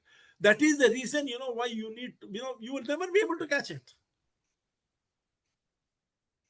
You will never ever be able to catch that this is a delaying tactic. This is, the scope is being changed. The intention is something very different. But when you change the scope, everything changes. You water down the entire proposal. The third is even more danger. What do? Public objection. You leak concerns.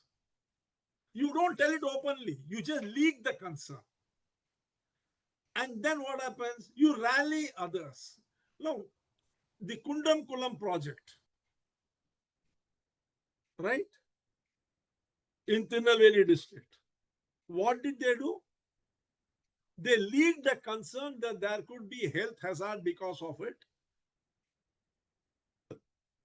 They mobilized some NGOs, local NGOs, some local interest groups they created and buggered up the whole thing.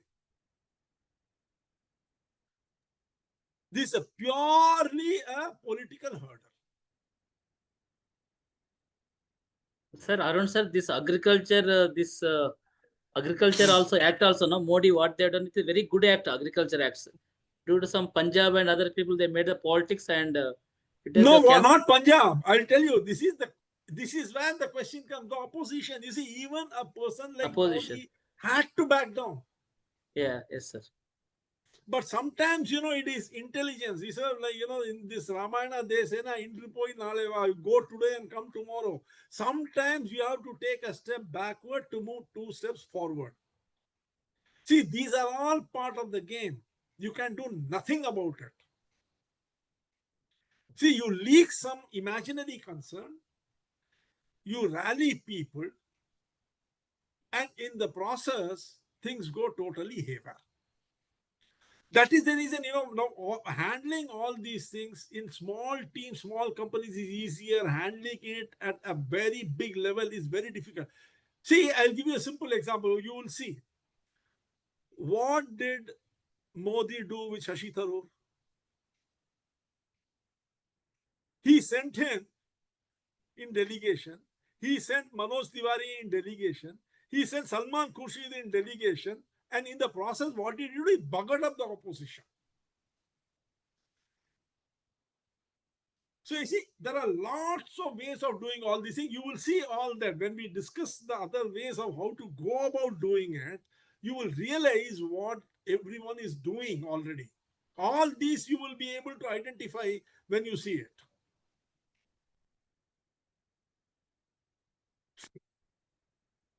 What is the fourth? Withholding resources. This is a very simple way. Budget, your access to information can be withheld. Your access to budget can be withheld. Your access to people can be withheld. You will not even realize, that he is withholding it. And in the process, they will ensure that your entire project gets buggered. And finally, the formal block. The veto, the union strike, the regulatory challenges, all these things can be used to block your ideas. So how do you go about handling all these things? There is a very clear-cut way you can do it. In fact, people who play politics very well, They realize, there is this saying that a good craftsman spends 75% of his time sharpening his tools and only 25% of the time using it. Have you heard it? Now, Yes. which is more important? Preparing yourself to address the political hurdles which are being thrown up, or handling the political hurdles. Preparing is more important. Prepare. And where does this preparation come? The preparation comes in understanding what is happening. The preparation comes in understanding what is happening. And that's what we are going to now do. We let us understand how you can identify the people who are going to play. There are three internal stakeholder archetypes. There are three archetypes. There are three different types of people in every environment, organization, family, or everything. You are being able to identify the archetypes for that particular context. Remember one thing, it is contextual. The same person will not be the same everywhere. In the particular context, that person, you have the power and the interest based upon the level of power the person has in that particular context and the interest he has got, he will change. So the three internal stakeholders and how to identify them is what we are going to now look, and finally we will see how to implement it. Who are the three? Number one, angels.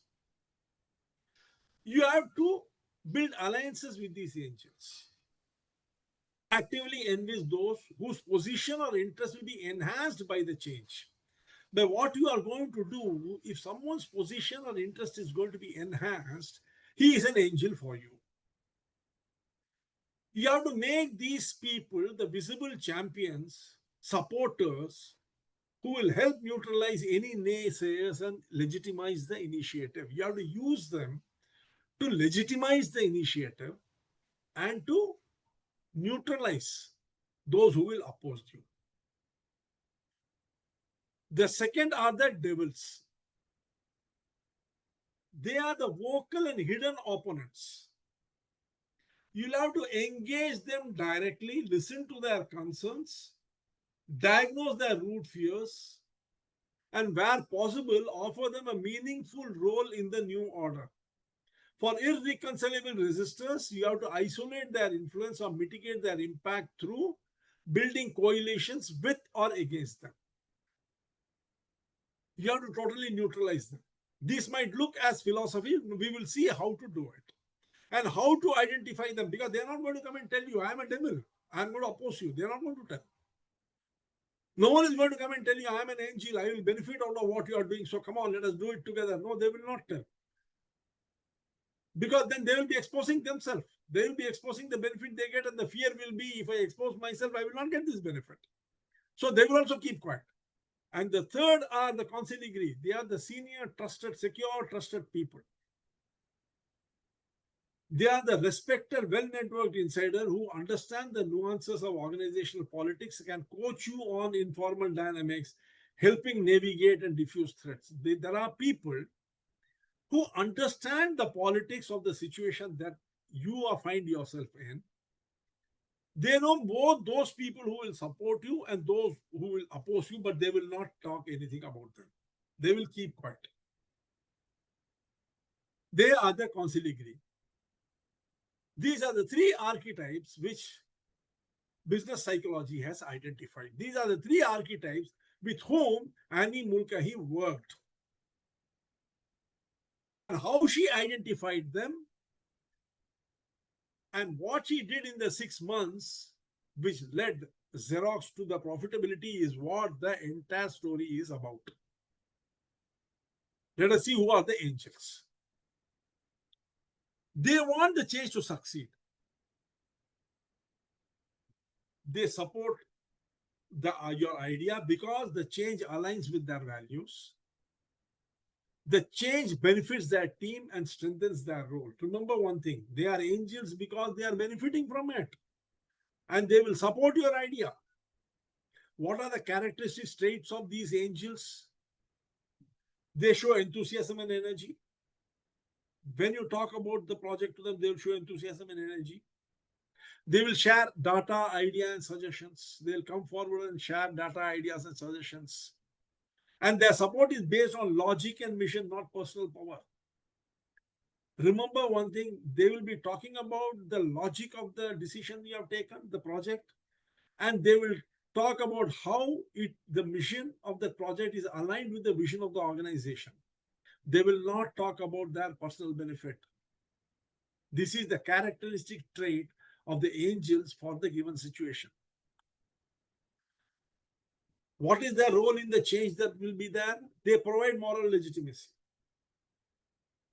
When people see them with you, your project will find legitimacy.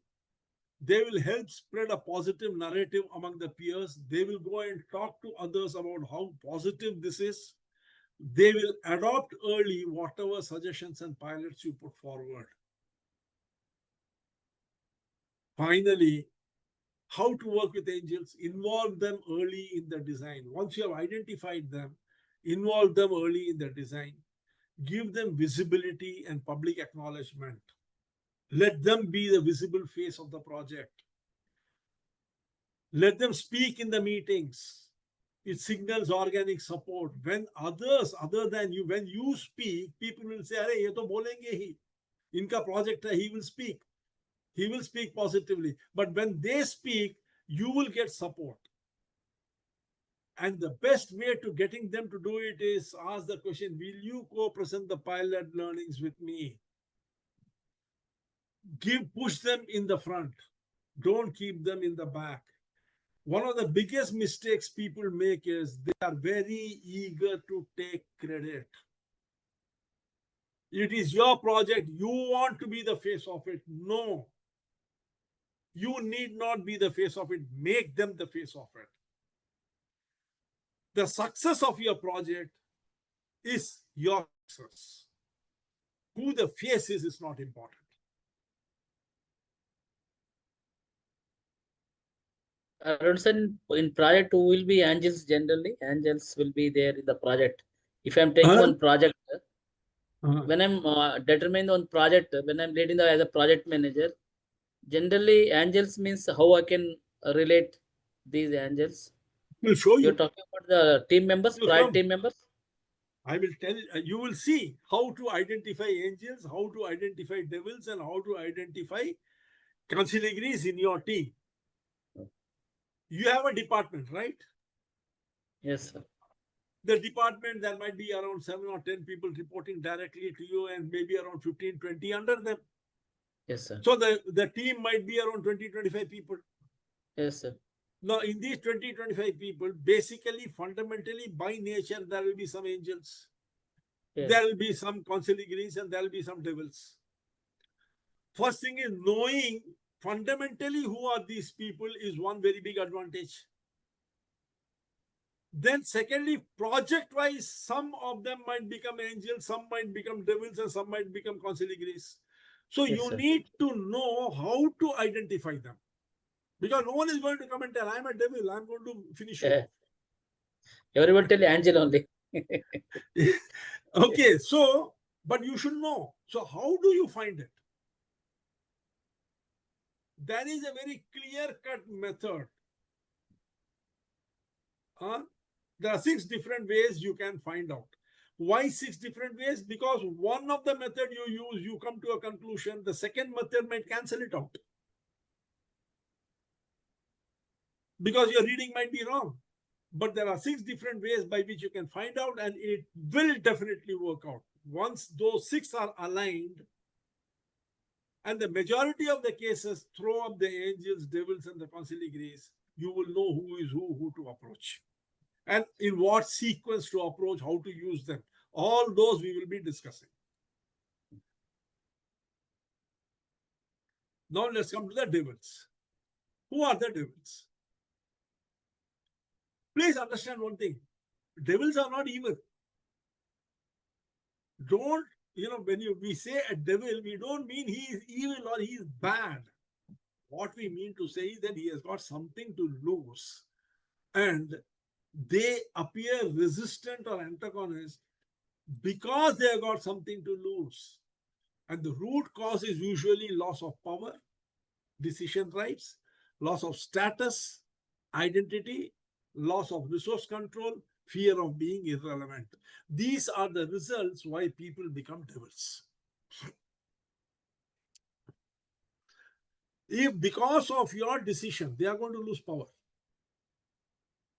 If because of your decision, they are going to lose their status or identity, or someone else is going to get more importance. Because of your decision, they are going to lose the control over the resources that are at their disposal currently and are made irrelevant. Then these people will definitely try to sabotage the project or your strategy. This is something which you need to understand very clearly. What is the characteristic state? What will they say? They'll say, I don't think this will work in our context. They will postpone meeting. They will slow the approvals. They'll quietly sabotage. They'll be argumentative, raising points which are, which show the whole thing in a bad way, highlighting risk disproportionately, exaggerating the risk which is there. But everything has a risk. So if you exaggerate it, it looks very unlikely that people will follow you. What is their role in the change? They can slow down, block, or poison the atmosphere. And they often influence the silent followers. It will ensure that your project does not take off or does not succeed, or it loses momentum, or that people will lose enthusiasm. And they will try to push everyone towards the alternative project, which they don't think as being as damaging to them as your project is. How to work with devils? Tell them that you don't want to change this, we want this change to diminish their role. Show them how you can protect your influence while making this work. Offer a minor concession. It may be a time-bound concession. Give them co-ownership of some aspect, which will project them in a positive way. Allow them to shape one visible part of the pilot so that they find authorship in it. When devils feel seen and respected, many shift to neutral or conditional supporters. They will not become wholehearted supporters, but even become conditional supporters or neutral. Okay, chalo, I will not interfere in this. You do whatever you want. That is itself a big benefit for you. But for that, you will have to make compromises with them. Without making compromises and without sharing something with them, you will not be able to neutralize the devils or make them silent supporters. Then comes the consigliere. The most important stakeholder in all this is this hidden strategist. The consigliere is the advisor to the real power center. Every company, organization, family has the real power center. And this consigliere is the main person for the real power center. Can you tell me who this person is in many cases? Wife, sir. In the family, wife. But even the wife has, as a power center, has someone who will influence her. Mother-in-law. Mother-in-law. Mother-in-law. Standard operating procedure. Mother-in-law, Like sister-in-law, mother-in-law. someone very jokingly said that for any marriage to get ruined, two people are necessary. Can you tell me who those two are? The wife and the mother-in-law. He will never bring himself into it. So is he like that? This consigliere is a person is a trusted advisor to the real power. In many companies, there is one chamcha who does not have any official position in the company. He is the one who brings the lunch box to the boss. He is the one who takes the children to the school. He is the one who buys the grocery for the owner's wife. He is the person. He is the one dangerous guy. He knows everything about what is happening, who is doing what will work, what will not work. In the office also, this person, this consigliere need not be a senior position. He can be a very old office staff. To handle that man is an art.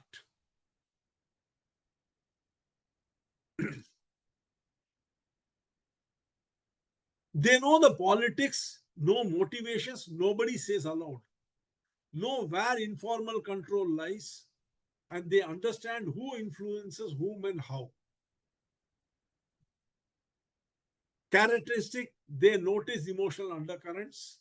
They influence inside conversations, not meetings. They are not involved in the meetings, but the inside conversations they influence. They are relationship rich. They know everyone. They have trust on all sides. Everyone trusts him because he is a very dangerous guy. Going against him is paramount to committing professional suicide. The role they play in the change, they help you map hidden interests. What are the interests of the people? How hidden it is? They anticipate resistance before it surfaces. They tell you which some concession will unlock what support. They are the people who can give you the real insight. How to work with consigliere? Engage them privately and early. You have to engage them very early and very privately. People should not know that you are engaging them. Ask not for approval because he is not a person to whom you should give undue respect and importance. If you ask for approval, then you will lose their respect. But you should ask for intelligence and timing. You should try to get information from him about what exactly is happening and what is the correct timing to do it. They will tell you who will resist and why. Who should be your first ally? They will tell you who you can go to.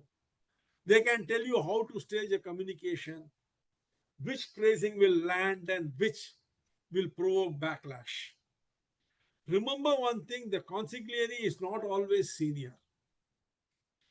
Usually, a long tenured office staff is the consigliere. Now you've got three different type of people. You've got consigliere, you have angels, and you have devils. Let us say, I will show you how to identify them. You have identified them. What is the sequence in which you will pull them in? Who will you approach first? Who will you attend to first? Consigliere, then devil, then angel. Huh? First consigliere, then devil, then angel. Okay. Yeah. Same.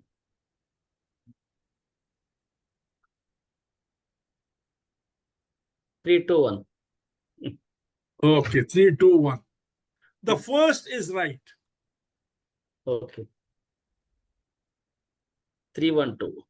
First is you find the consigliere. Why? Because he will provide you with the necessary intelligence which is required for you to start moving. He will give you the information. He will give you how the land is spread, who will react in what way. He will also maybe guide you towards the angels and who are the devils. Then you bring in the angels.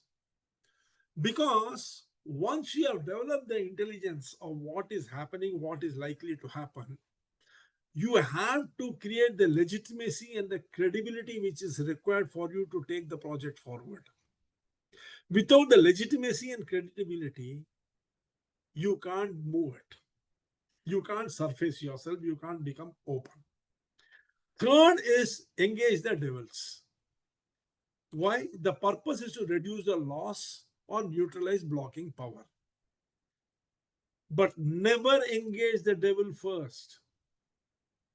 This is how political capital is wasted and resistance is strengthened. The moment you engage the devils first, you are exposing all your cards and become weak.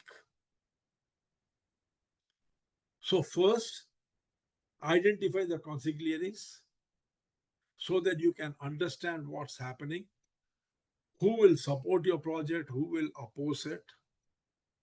Next, recruit the angels, use them as the front to develop credibility and legitimacy, and then engage the devils, negotiate with them, talk to them,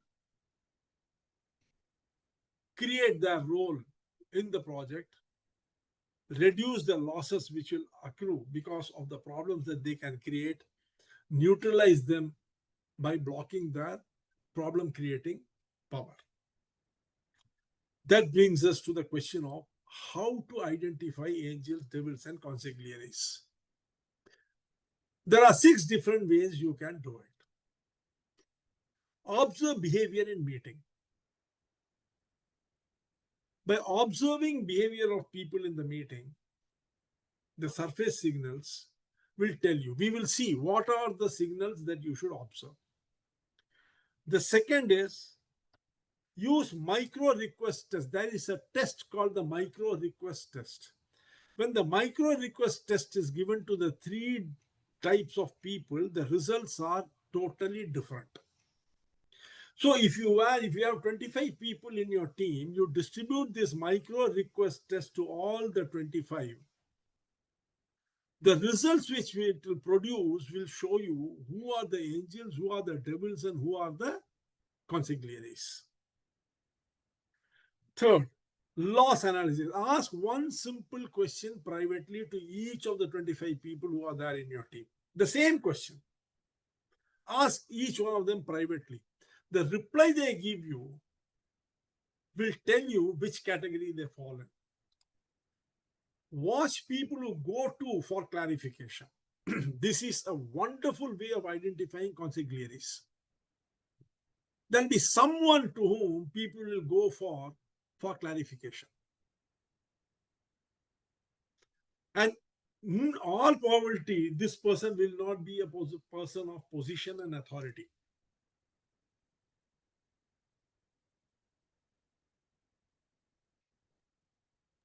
I didn't understand, sir.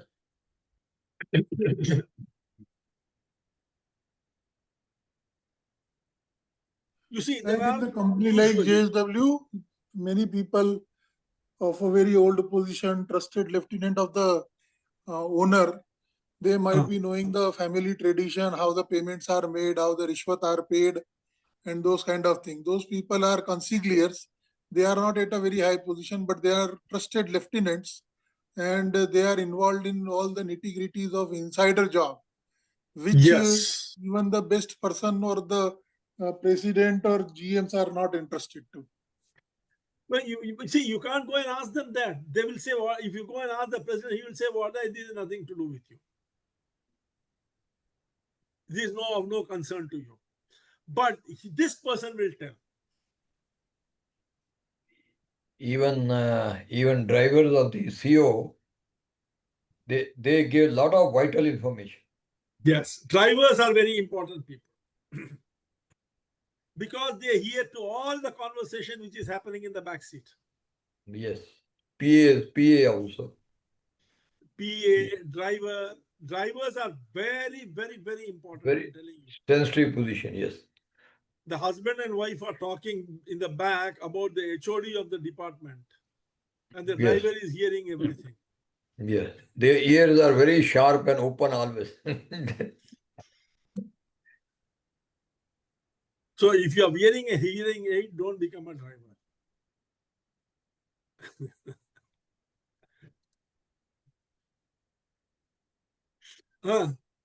Watch who people go to for clarification. Then look at informants influence networks. And finally, the final confirmation via change stories test. There is something called a change stories test, which you can use. These are what Anne Mulcahy used to identify these three angels, devils, consigliaries, by which she pulled Xerox out of the loss it was in into profit. What did she start her career as?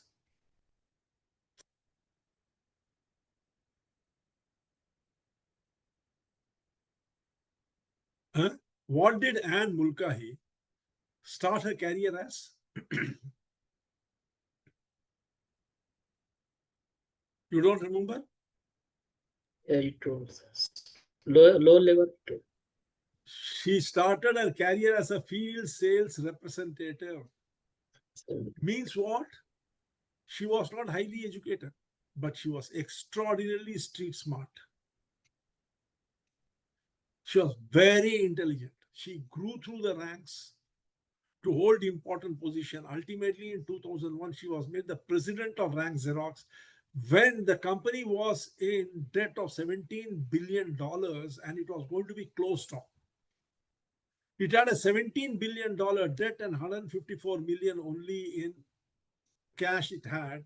It could not even pay the salary for that month. It was in that month that Anne Mulcahy was made the president as a last resort. They could not understand what to do. Everything had failed. They were going to file for bankruptcy. Then they made her the president. In 6 months, she turned the whole damn thing around.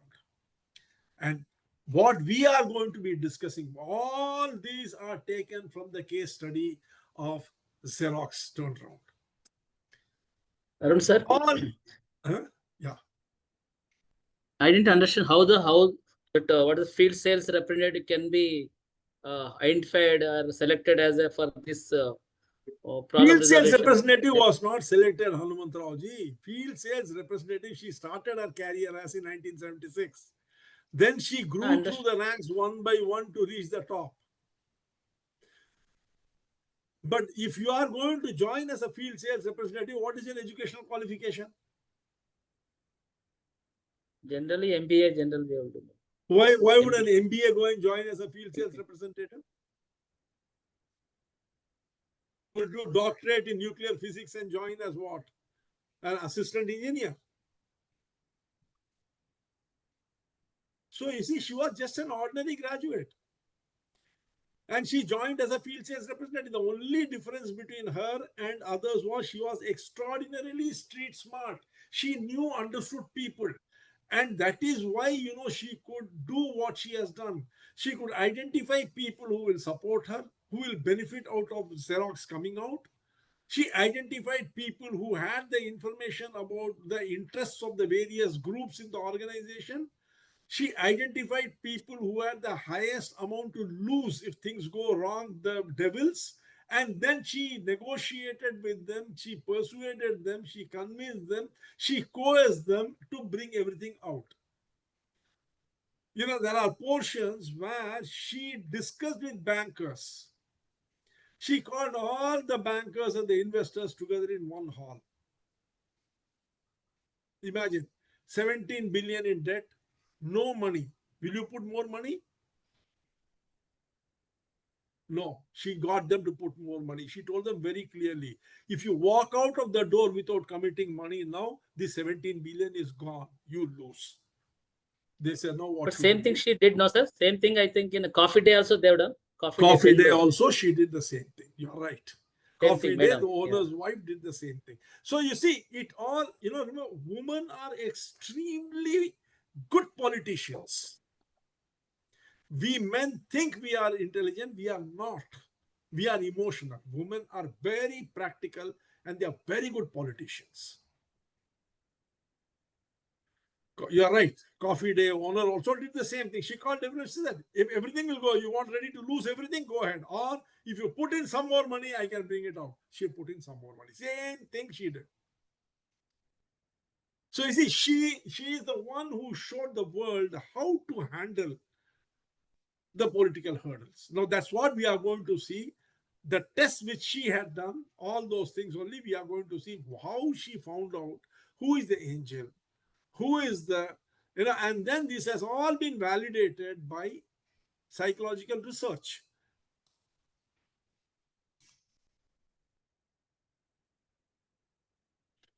So the final confirmation via change story. This is another tactics which was used to identify the devils, angels, and the, what do you call it, the consigliaries. This is not guesswork. It is based on psychological research on observable behavior, small signal tests, and conversation cues. These are all tested through psychological research, and that these 6 will throw up the right combination. Step 1.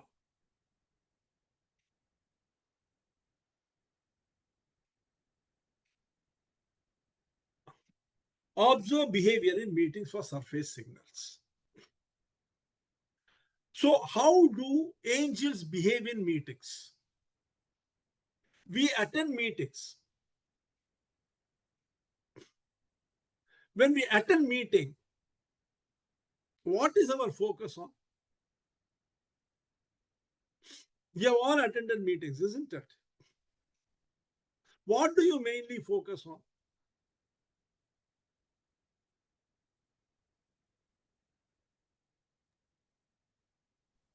Have you ever thought about it? Now sit down for a second and think, what is going on in your mind when you are attending a meeting? Agendas. No, what exactly, what is How for to me? impress myself, how to impress myself in the meeting. My What is point for has to me? be success. What is for my interest? What is for me?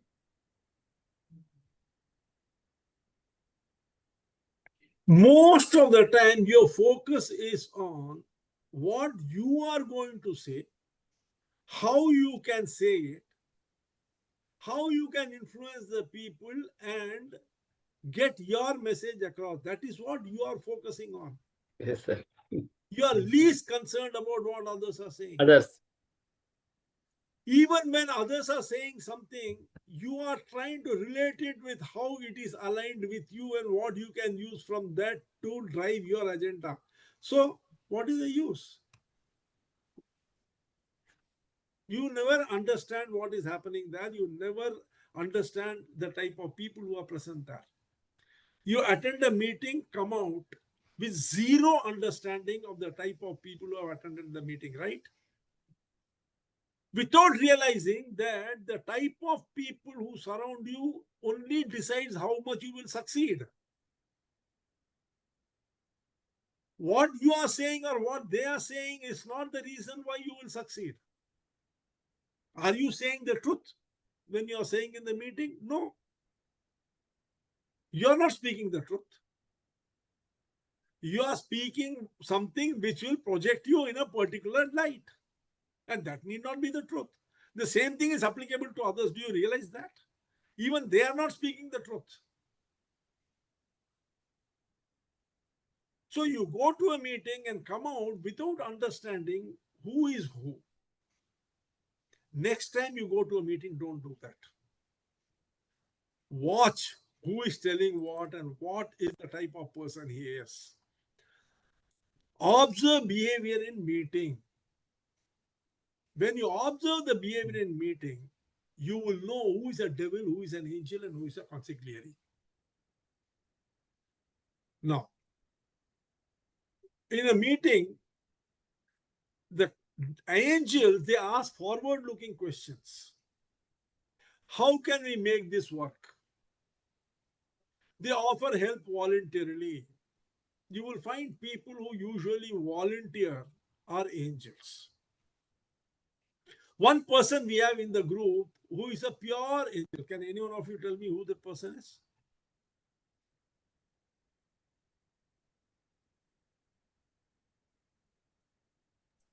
Anil Goswami sir.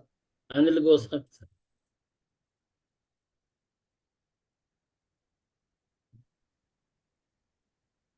He is one, but there is one more, even more powerful angel. Suresh Ramaratnam. Yes, sir. Yes. Always focusing on, and he is always ready to do everything. He is always coming forward. Have you observed it? See, those are basic tendencies.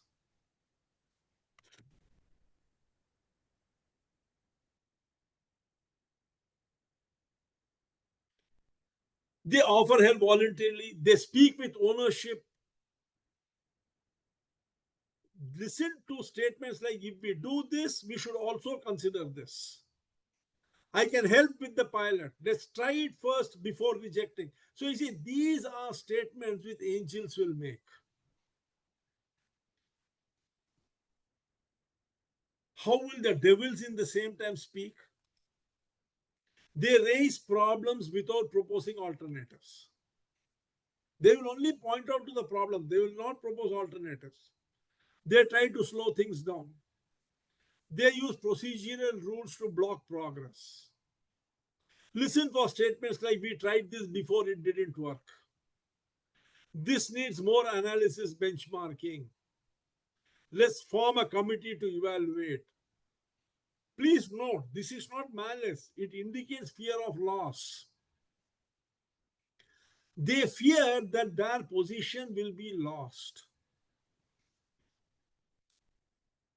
And then you have the consigliere. They rarely publicly push their own opinion. They will never talk. They will sit quietly. They listen more than they talk. They are trusted by both sides. Supporters, skeptics alike seek their advice. Listen for side conversations like, let me check with them and get back to you. They are the people who will never commit themselves to anything. People trust them. If they say yes, others will follow. These are the type of people who are the consiglieres. In any meeting, any discussion, all these three types will be there. If you are not very focused on what you have to say, if you keep your eyes and ears open, you will get a very good idea of who are the potential angels, who are the potential devils, who are the potential consiglieres. Make a note of it and keep it. Move on to the next one. The micro request test. Ask small. It's a very, very big revelation you will get. What is it? Make one small low risk request to each person. Take the project, write it down in a single page, and give it to every individual separately. Can you review this one-page idea and tell me what I may be missing? Just make this request. Whatever project you have got in your mind, whatever you want to do, even if it is you want to change your job,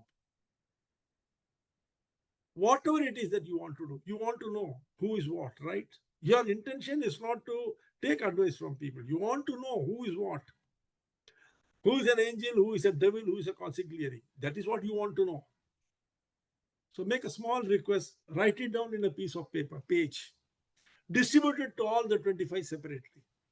Let them not know that they are all attending to the same question. What will each one of them answer? This will tell you who is what. The angel will review plus give thoughtful, constructive input. Make suggestions, might even suggest improvements or help shape it.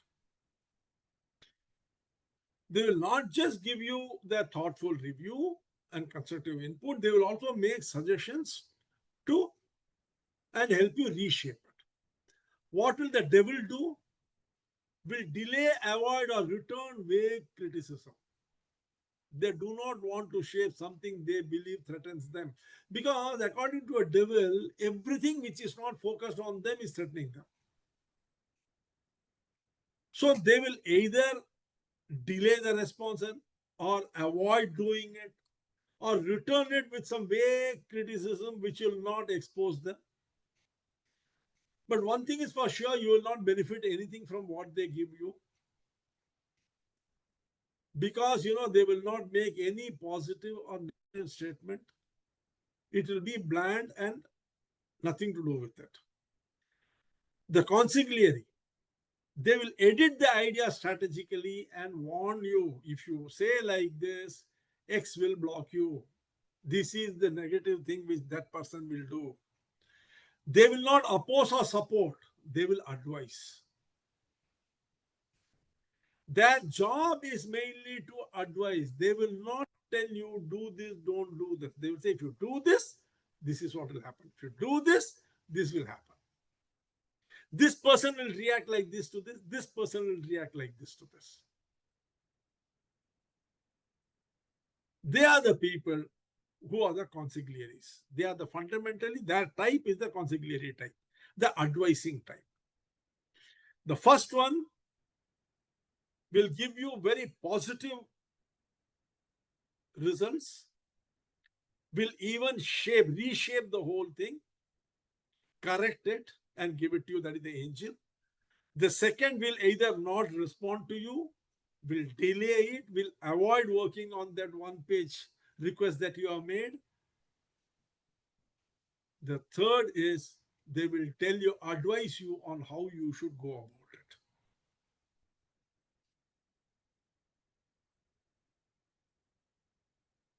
Now the loss analysis. This is a very, very interesting test.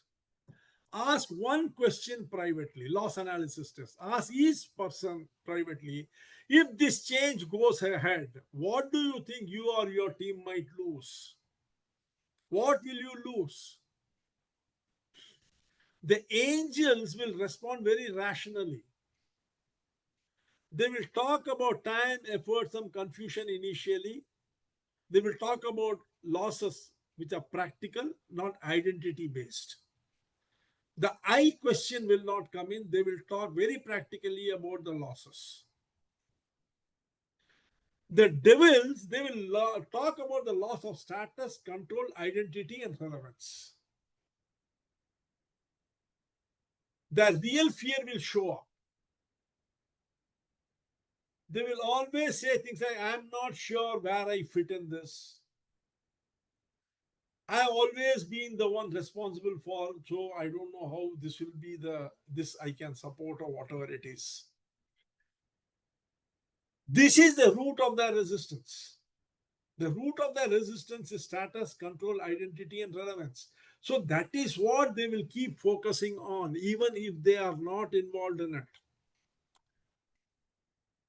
The consigliere will tell of other people's losses, not their own.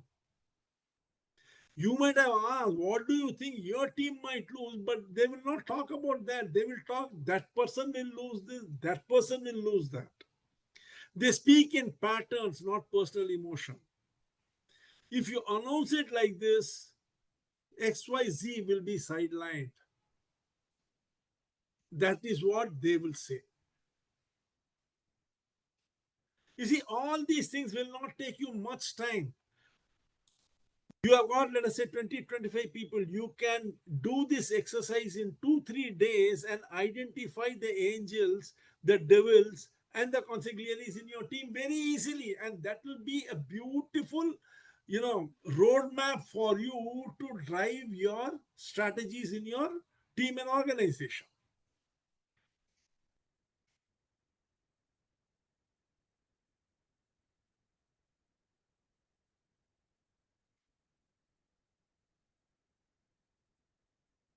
Yogesh ji समझ में आ रहा है? So this must have already told you who is what in your team to an extent. You are muted. We are a very small team, but still, yes. However small it may be, at least the fundamental nature of the person must become visible now, na? If the person were a big team, now you are going to take more people. So knowing who is what is always helpful. Yeah, when Yogesh sir is going to the client now, sir, client place also, you can understand who will be supporting. That helps. That there it No, is client, definitely. your client is a different thing.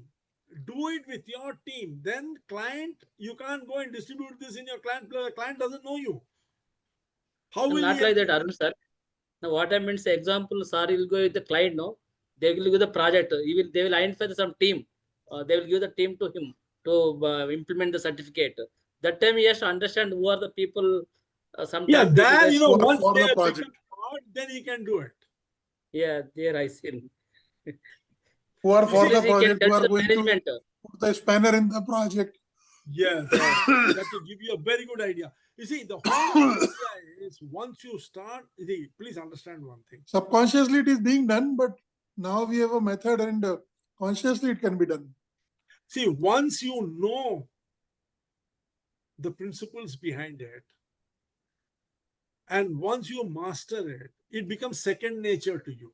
You will only look at people like that. You will not look at people as, human beings with 2 hands and 2 legs. You will straight gravitate to this place and start looking inside. Oh, this guy is like this guy is like this. He will react like this. He will react like that. That gives you immense power to control. See, the higher you go, once you reach a very high level, control is very important if you want to achieve anything.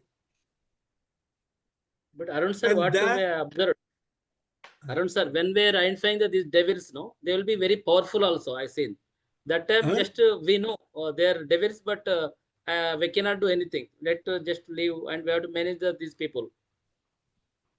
I couldn't understand. The voice was So breaking. sometimes Please what will repeat. happen? We'll identify the devils, but they're very powerful. The designation is very high. So that time we'll identify, just we'll leave. That's all. We No, cannot do no, no, anything. no. Then you will then you will not be able to play the game. However high he may be, you see, please remember one thing: the higher he goes, greater will be his insecurity. Don't forget that. Because when he is very high, he has very long to fall. So you see, he will be very insecure, knowing how to. We will see how to handle all these things. It doesn't matter how high he is. A devil can be handled at whichever level he is. That is where your expertise comes. Otherwise, how will you reach that?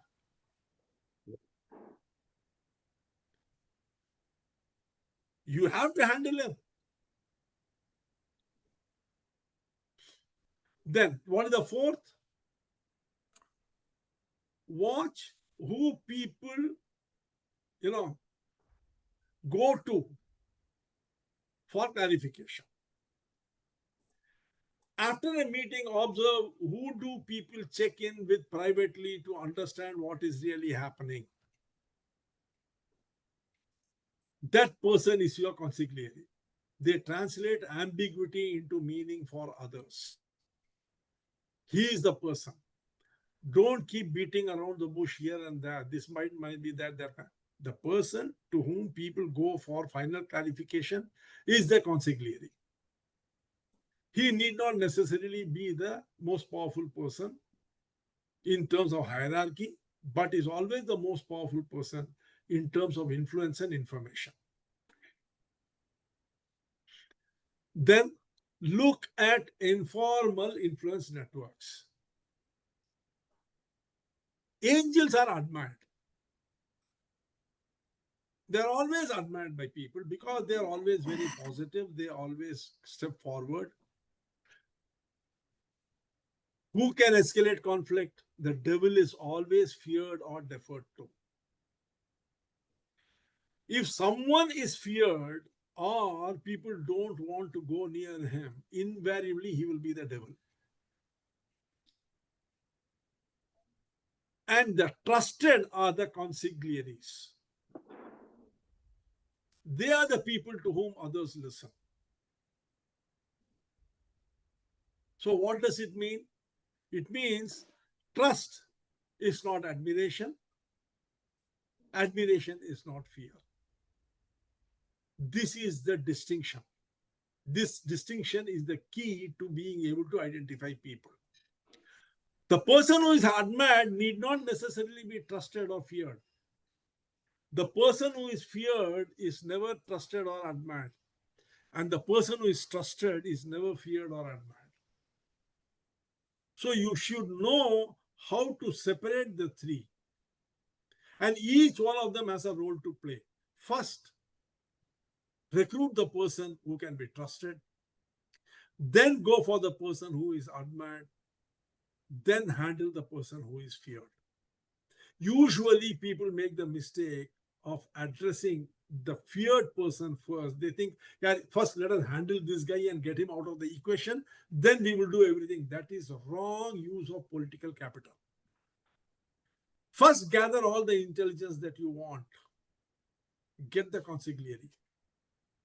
Then pull in the angels who will be the face of the project, who will help spread the project, spread sunshine, and then address the danger. Don't go first for it. The final confirmation, where the change story test, this is the 6th. Share the same change story with everyone individually and note their framing.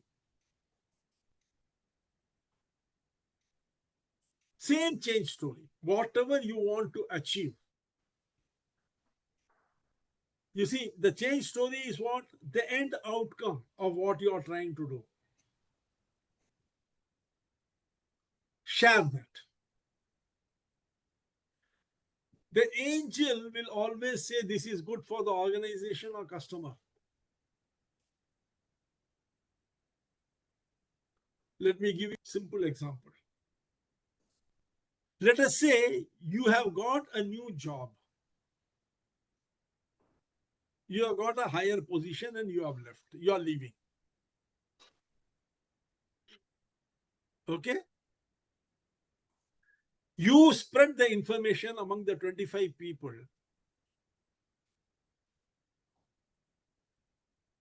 In their team that you have taken up a new position as XYZ in that organization.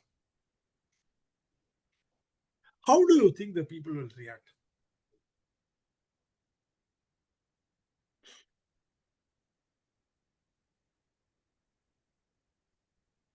This is something which must have happened with all of you. Huh? You must have changed company. You must have informed your friends in the current company that you are leaving and going. And you must have observed, if you are very, you're a keen observer, you must have observed how they reacted. What did that tell you about them? First thing is, 90% of the people will not observe. They are more interested in enjoying that I am leaving, you guys are in shit trouble, I am out of trouble. Devils all will come out. Now, who will react how? What will the angels do? The angels will say, oh, that company is so lucky. You are going there, they will benefit like this, their customers will benefit like this will happen, that. I'm very happy for you. I'm very happy for them. That's how angels will react. How will the devils react?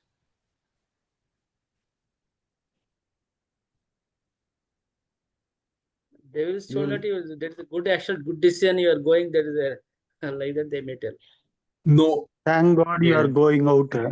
Number one. No. That also Second they will one not is tell. You will miss the chance. No, You will that not also get they will it. not tell. What their talk will be is, what sort of a situation is going to be created because of your leaving?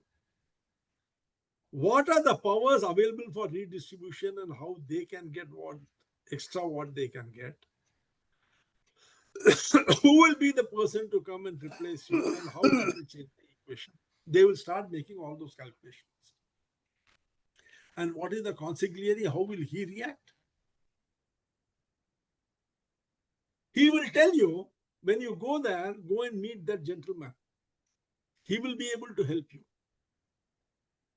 Don't be in a rush. Once you go there, watch the company for 2-3 months quietly and see how things are working there. Then do things.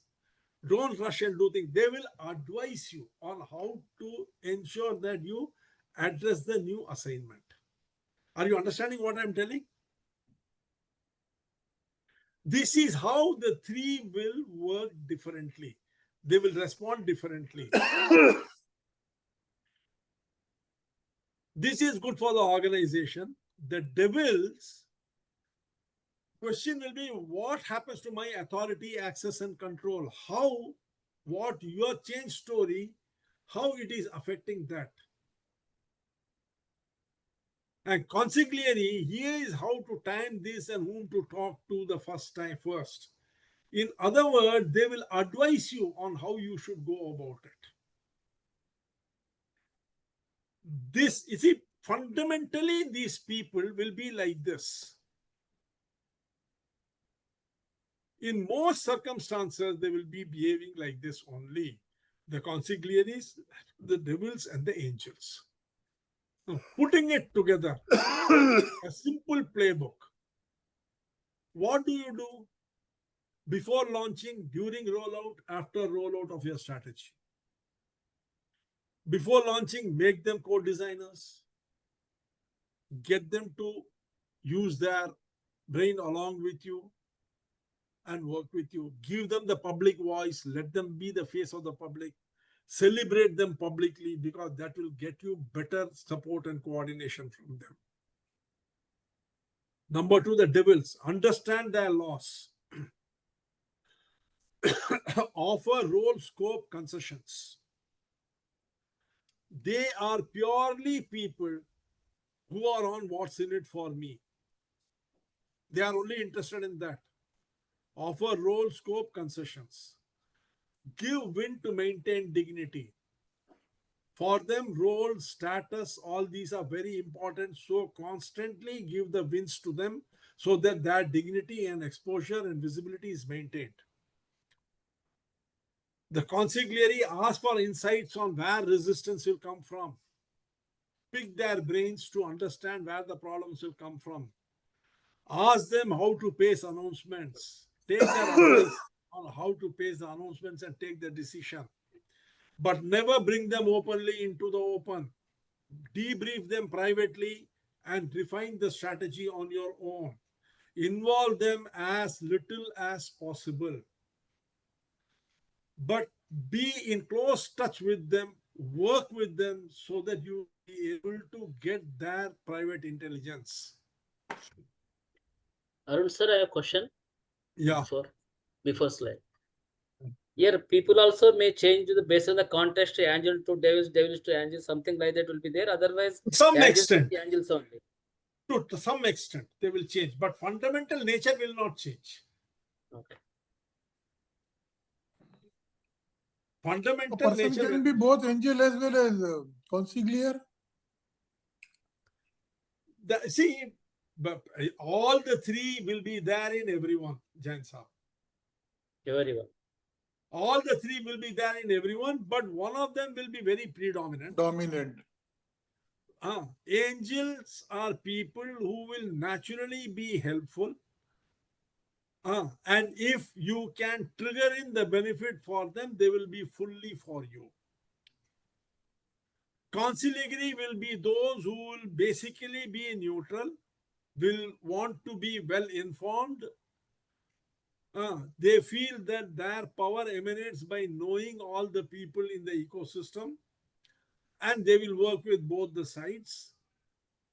If they see that there is benefit for them, they will advise you more vigorously. If they see that they are not going to be benefited, they will move away, but they will not damage you. But the devils, they are purely concerned only about themselves. If they are going to be benefited and you are unaware that they are devil, they will exploit you to the fullest extent. And if they are going to be not benefited, they will, ruin your chances totally. But if you know who they are and play your game properly, they might come in for conditional support, or you can neutralize them. That is the way it is. Mostly So they you will see, be knowing- selfish. Eh? Mostly they will be selfish, I suppose, sir. They are selfish, That- very selfish. Uh, Very selfish. And what you call very cunning. Arun sir, other the company culture and individual human behavior, individual what is the things also. What do you mean by company culture? The group of people are the only culture. If you have more No, devils, the culture is damaging. If you have got more angels, the culture is supporting. If you have got more consigliaries, the culture is even keel. You know, people, don't poke their nose in each other. See, what we talk of culture is what? Working habit, working pattern is what we talk of culture, isn't it? yeah. No, what I meant, sir, why I seen that, this I seen somebody is telling Toyota culture, Toyota and others are Toyota culture. No, people are very, what is it? They will be going to helping and there will be not No, like no, a restaurant. Toyota culture is not a helping culture. Toyota culture is based upon what? TPS. Isn't Yeah, it? When we TPS, talk about Toyota culture, we talk TPS, principally Toyota production about system. TPS. Hmm. What does it mean? It Quality. means quality, and Quality. second is work together. If there is a Yeah. problem, you immediately pull the hand on cord so that everything stops till it is solved. No one will work.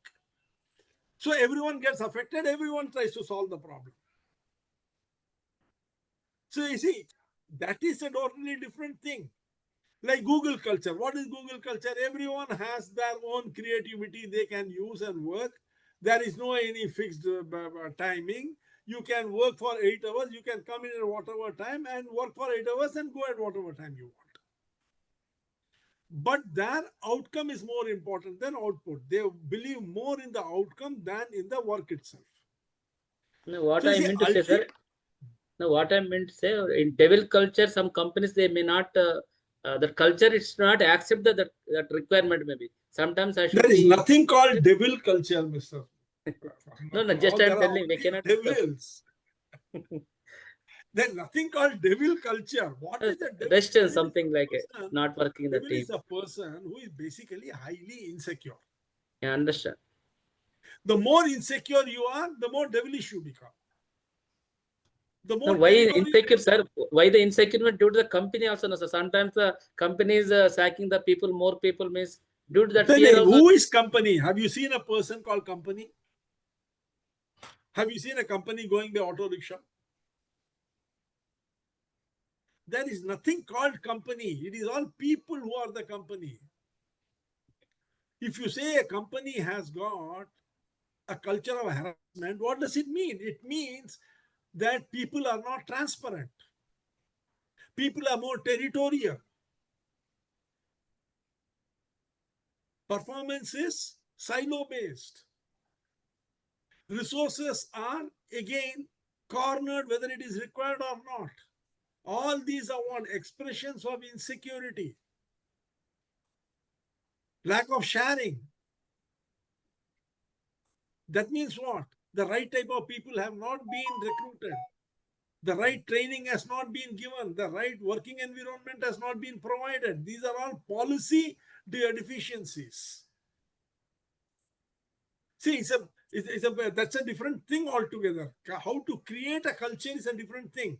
Here we are trying to understand how to overcome politics.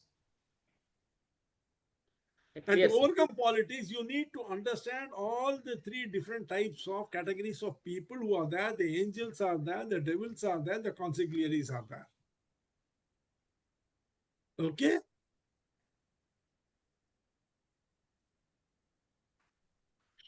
So strategies to overcome political hurdles in organization. Within the organization, what strategy you will adopt to overcome it? Number one, identify and map the stakeholders. Use influence mapping to pinpoint formal and informal power holders. Sorry, sir. Sorry, sir. Arun, sir, one more question. Yeah. Example, during the prior time, I identified that these devils and what I understand that their needs, and again, can I convert the devils to the angels also? Means I convinced them. You see, and your devil will never get converted to angels. For a devil, the only thing that you can do is you can make them conditional supporters. Because you conditions. see, a devil is a person who is principally concerned about his power, authority, status, identity. You can't ask him to sacrifice all that and start thinking of your power, authority, identity, and status. But you Yeah, can make him a conditional supporter by ensuring that he feels that some of his concerns are addressed. Yeah, got Or you can neutralize him to the extent that he says, okay, yeah, you do whatever you want. I will not involve myself in it. That is where coercion and inducement comes in. got, sir. They will surface the most when their power is high and their interest is high. So what do you do when their power is high and interest is high? Coercion and inducement. Yes. If they have got low power, then they cannot be devils because they will not be able to control anything. Yes.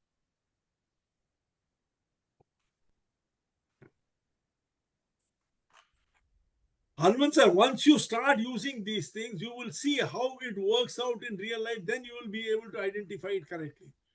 See, Okay. the first thing you need to do is you need to identify and map the stakeholders. Use influence mapping. They use the 6 things to understand what is what, who is going to lose, who is going to benefit. What is the second one? Find respected consigliaries, well-networked insiders who understand the nuances of organizational politics and can coach you on informal dynamics. Third is build alliances with angels. Find out who the angels are. You must have, when you have done the mapping, you must have identified the angels. Actively enlist those whose positions or interests will be enhanced by the change. Make them the allies and visible allies so that, they will be able to legitimize your project. Then neutralize or convert the devils. Identify vocal hidden opponents, engage them directly, listen to their concerns, diagnose root fears where possible, and offer them a meaningful role in the new order. Then you come to communicate transparently and frequently. This is very, very important. Preempt rumors. I said leak. If you want to ensure that leaking does not take place, then you have to communicate transparently and very frequently, so that even if a leak is generated by the devils or those people who are against you, you will be able to neutralize it. Share the vision. That way you reduce the fears. Communicate the why and the impacted impacts, acknowledging risks and how they are managed. Use storytelling and evidence, not just data, to win hearts and minds. Demonstrate early events. You see, remember one thing, small spawn wins, you should know how to demonstrate it, because small wins can also show progress. And when things progress, people tend to gravitate towards it. Align incentives and remove perverse rewards. What is the perverse reward? Perverse reward is remove rewards which reinforce old behavior. You want a new behavior. So focus on that. Perverse rewards are those who reinforce old behavior. What is the meaning? Means? I'll tell you. You see, to one of my mentees, I suggested that he start adopting a dual compensation mechanism, that is, one base salary and second is performance-based incentive. Yeah, we are getting. But most companies, what they do? Variable pay, right? Salary will be there, sir. Bonus. All those things are there. So you have a base salary and a performance-based incentive. The person has not achieved his target. So what happened? His performance-based incentive is not available to him. Correct? The year end has happened. The new year has come. Now what will you do? You will give an increment. What will be your argument? If I don't give increment, he will leave and go away, because anyway performance-based incentive he has not earned. This is a perverse reward. You have told very categorically that performance-based incentive is based upon performance. Your increase in earning will come only with it. He does not perform, Then you go and give him an increment because you are worried that he is not earning. How the hell are you concerned? Who should be concerned about his earning? He or you? Tell me, who should be concerned? The employee. But he is not No. concerned. He is not earning. He is not performing. And then what do you do in the year end? You still call him and give him a 5,000 rupees increment. This is a perverse reward. You are telling him, even if you don't perform, you are so important to me that I can't lose you, so I am rewarding you. You think ever he will perform for you?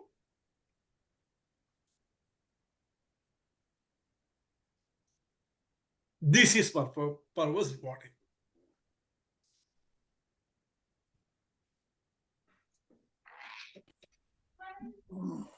Align incentives and remove perverse rewards. Finally, empower the middle management. Since much political resistance is driven by middle management protecting turf, bring them into the design implementation process, make them co-owners, not just recipients of change. But remember one thing, this requires continuous management. This is not something you can do once and leave it. Political hurdles are not conquered once, they mutate. So you have to keep listening, keep mapping, and keep making adjustments to engagement tactics throughout your career.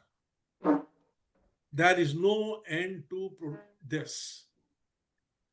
Alright, sir. Winning over the Here a question, sir. Example, when we are doing this all mapping and all stakeholders, no, identifying this one. Then means we have to. I cannot make the like that, no, sir. Who is angels? That we cannot declare, no. It should be like in the mind only, no. This strategy. Why do you want to declare? I can't understand. Where is Not the declare, question? not declare means when I'm doing this strategy, I have to keep in the mind. I have to do this one, no. Generally. Yeah.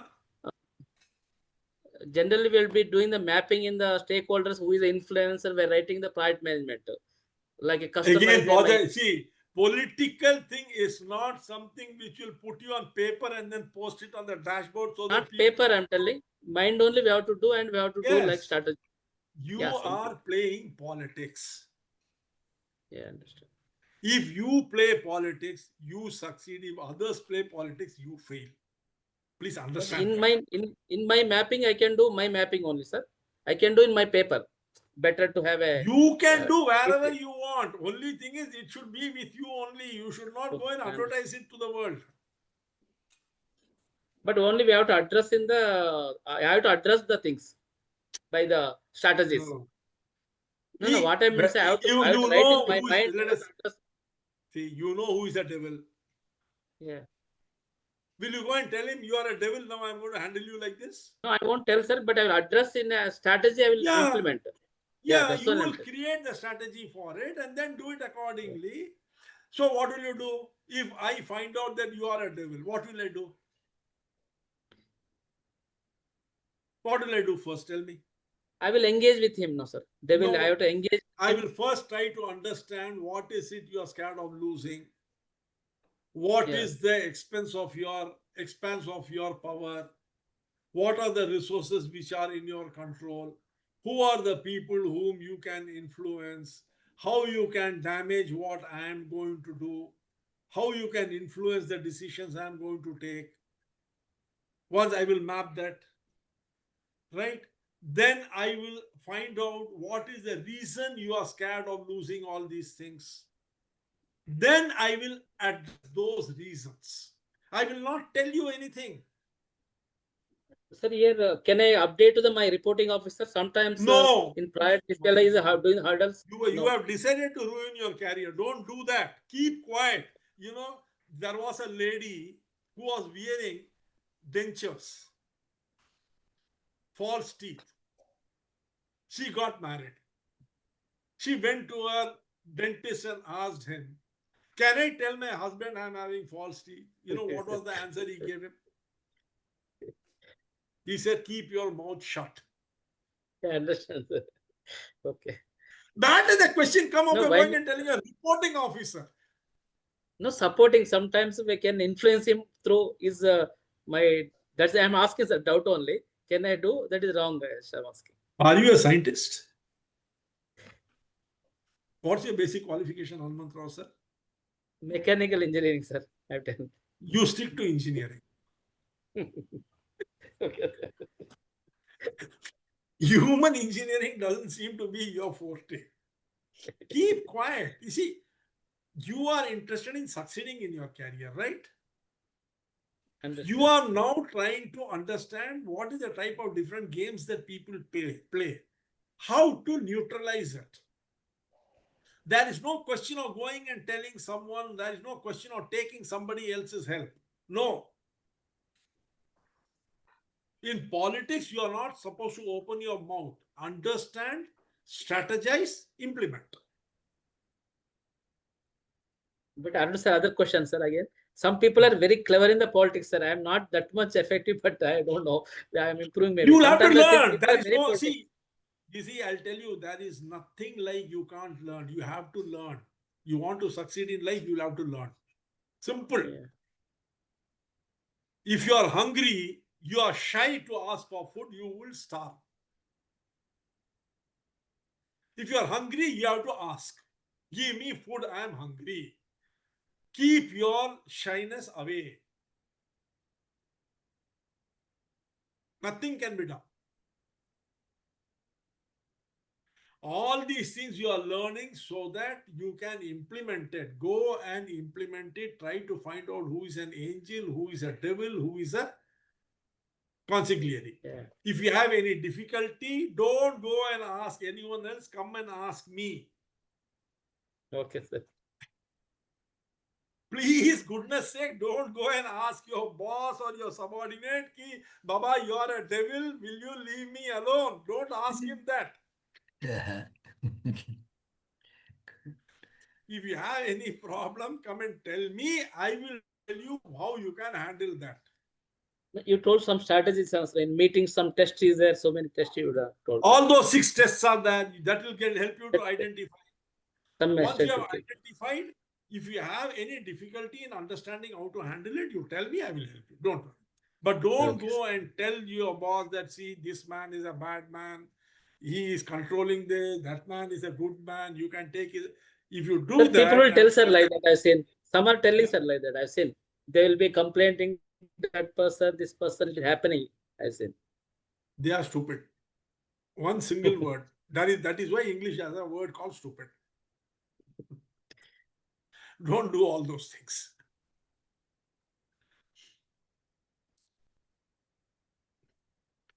Now, how to handle external resistance? Handling external resistance means what? External resistance can come from regulators, from partners, from industry groups, community, even customers. You need to know how to handle that. How do you handle it? By doing again the stakeholder mapping and engaging them early with them, being transparent in your communication and educating them. Educating external stakeholders is very important. Educating them with your plans, your programs, the strategies, why you are adopting those strategies. Educating them is very, very important because they don't know about you. Now, use success stories, use data, third-party endorsements to build credibility. Third is coalition building and alliances. Partner with external organizations, industry leaders, NGOs, academic experts. You can partner with them. Pilot programs and demonstrations. Demonstrate. You see, value creation is one thing. Value demonstration is very important. Demonstration of value helps the world to see the real world benefits and addresses concerns of the external stakeholders. Negotiation, adaptation, and win-win solutions. Remember, every external stakeholder has something which he wants. So negotiate with them. Understand the root cause. The external stakeholders also have fear of loss and misunderstandings or perceived threats. Address them. Seek compromises. Offer incentives. Co-create solutions. Adopt a cooperative approach so that you will be able to overcome them. Any Leverage examples, sir? and- There can be so many examples, like this Kundam. You are taking customers, sir. Customers, I can take here example. Customers also can be there. Your interest groups can be there. The interest groups can be there. So many things can be there.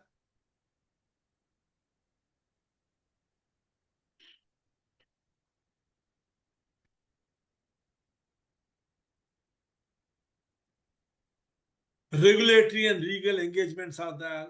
Regulatory issues, mobilize support to customers, thought leaders, grassroots advocates to sway resistance within the outside the organizations and from governments. Create opinion. Like, you have these petitions which are filed. Then adaptive strategy and persistence. Persistence is very important. Recognize the external resistance is often a long game. It is not a short game. That brings us as to how to combine both internal and external resistance and address it. Stakeholder identification and mapping is common to both. Identify who are the key influencers inside and outside the company, how it is affecting the people. Number 2, early and transparent engagement. Start your engagement as early as possible. Be open to communicate the vision and the rationale for why you are doing something. Listen to internal concerns. Build coalition, build teams, build alliances. No man is an island. The project might be yours, you might be the leader, but you require people. Only then you will be able to succeed in it. So you have to build alliances and coalitions. Number 3, the coalitions are usually with angels. Neutralize and co-optation of resistors. They are the devils. Those who are going to, cause the resistance, engage them, listen to them, offer roles to key influencers, isolate persistent blockers so that they cannot interfere with you, handle the devils properly, silently, and effectively. Demonstrate early wins so that there is a buoyancy and trust for the project. Create feedback loops and adaptive communication. Keep your ear and eyes to the ground. Don't get disconnected, because political hurdles are not something which appear once and vanish. They keep appearing again and again. So you will have to have your eyes and ears to the ground. And finally, alliance incentives and governance. See to it that the incentives are properly planned. Ongoing touch points, internal surveys, discussions, all these things will help you to understand and align the incentives. The bottom line is blending internal and external political management creates a synchronized movement. Ensuring obstacles are anticipated, advocates are mobilized. Who are the advocates? The advocates are the angels, that they are mobilized properly, and legitimacy is reinforced inside out. Leaders who orchestrate this synergy dramatically increase the chances of breakthrough execution and sustainable success. Thank you. I know it is a very heavy subject, but this subject is something which is very, very important, because this can make or break your career.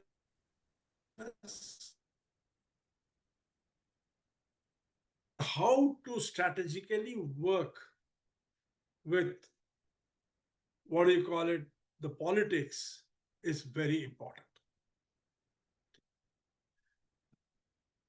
Go and do it in your office, in your family, in your society.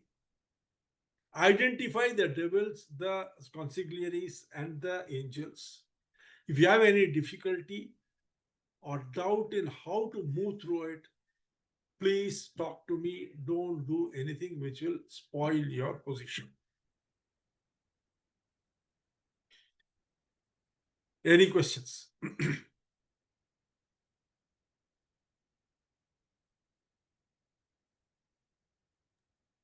Thank you, sir. Yeah, Thanks a lot. no, We are Thank going to you, be with this blue Thank you, ocean sir. strategy has come to an end. If anything is there you want to do, you want to revise, you can always get in touch with me. Next session, I am going to start value creation.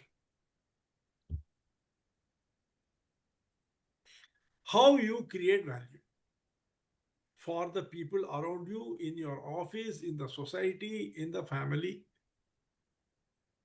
What are the different types of value you create? How can you create functional value, social value, emotional value, co-create value, transfer of value? How is context important in it? What is the significance of it? How do you demonstrate and message value? And how do you ultimately capture the value that you have created from the people around you? This is what we are going to be discussing from our next session.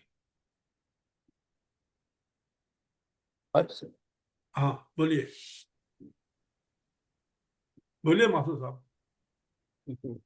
बस मैं जा sir in the ये party. Close कर रहा हूँ sir. मैं I mean party sir. Party कर marriage रहे हैं? पार्टी में आया हूँ. मैरिज पार्टी में हूँ सर, बारात में. अच्छा अच्छा, बारात में आप चल रहे हो और वहां पे बाराती हो रहे हैं. ठीक है sir. Thank you. Thank you. Okay then, good night. Bye. Good Good night, night. sir. Thank you, sir. Thank you. Thank you, sir. Good night. Good night.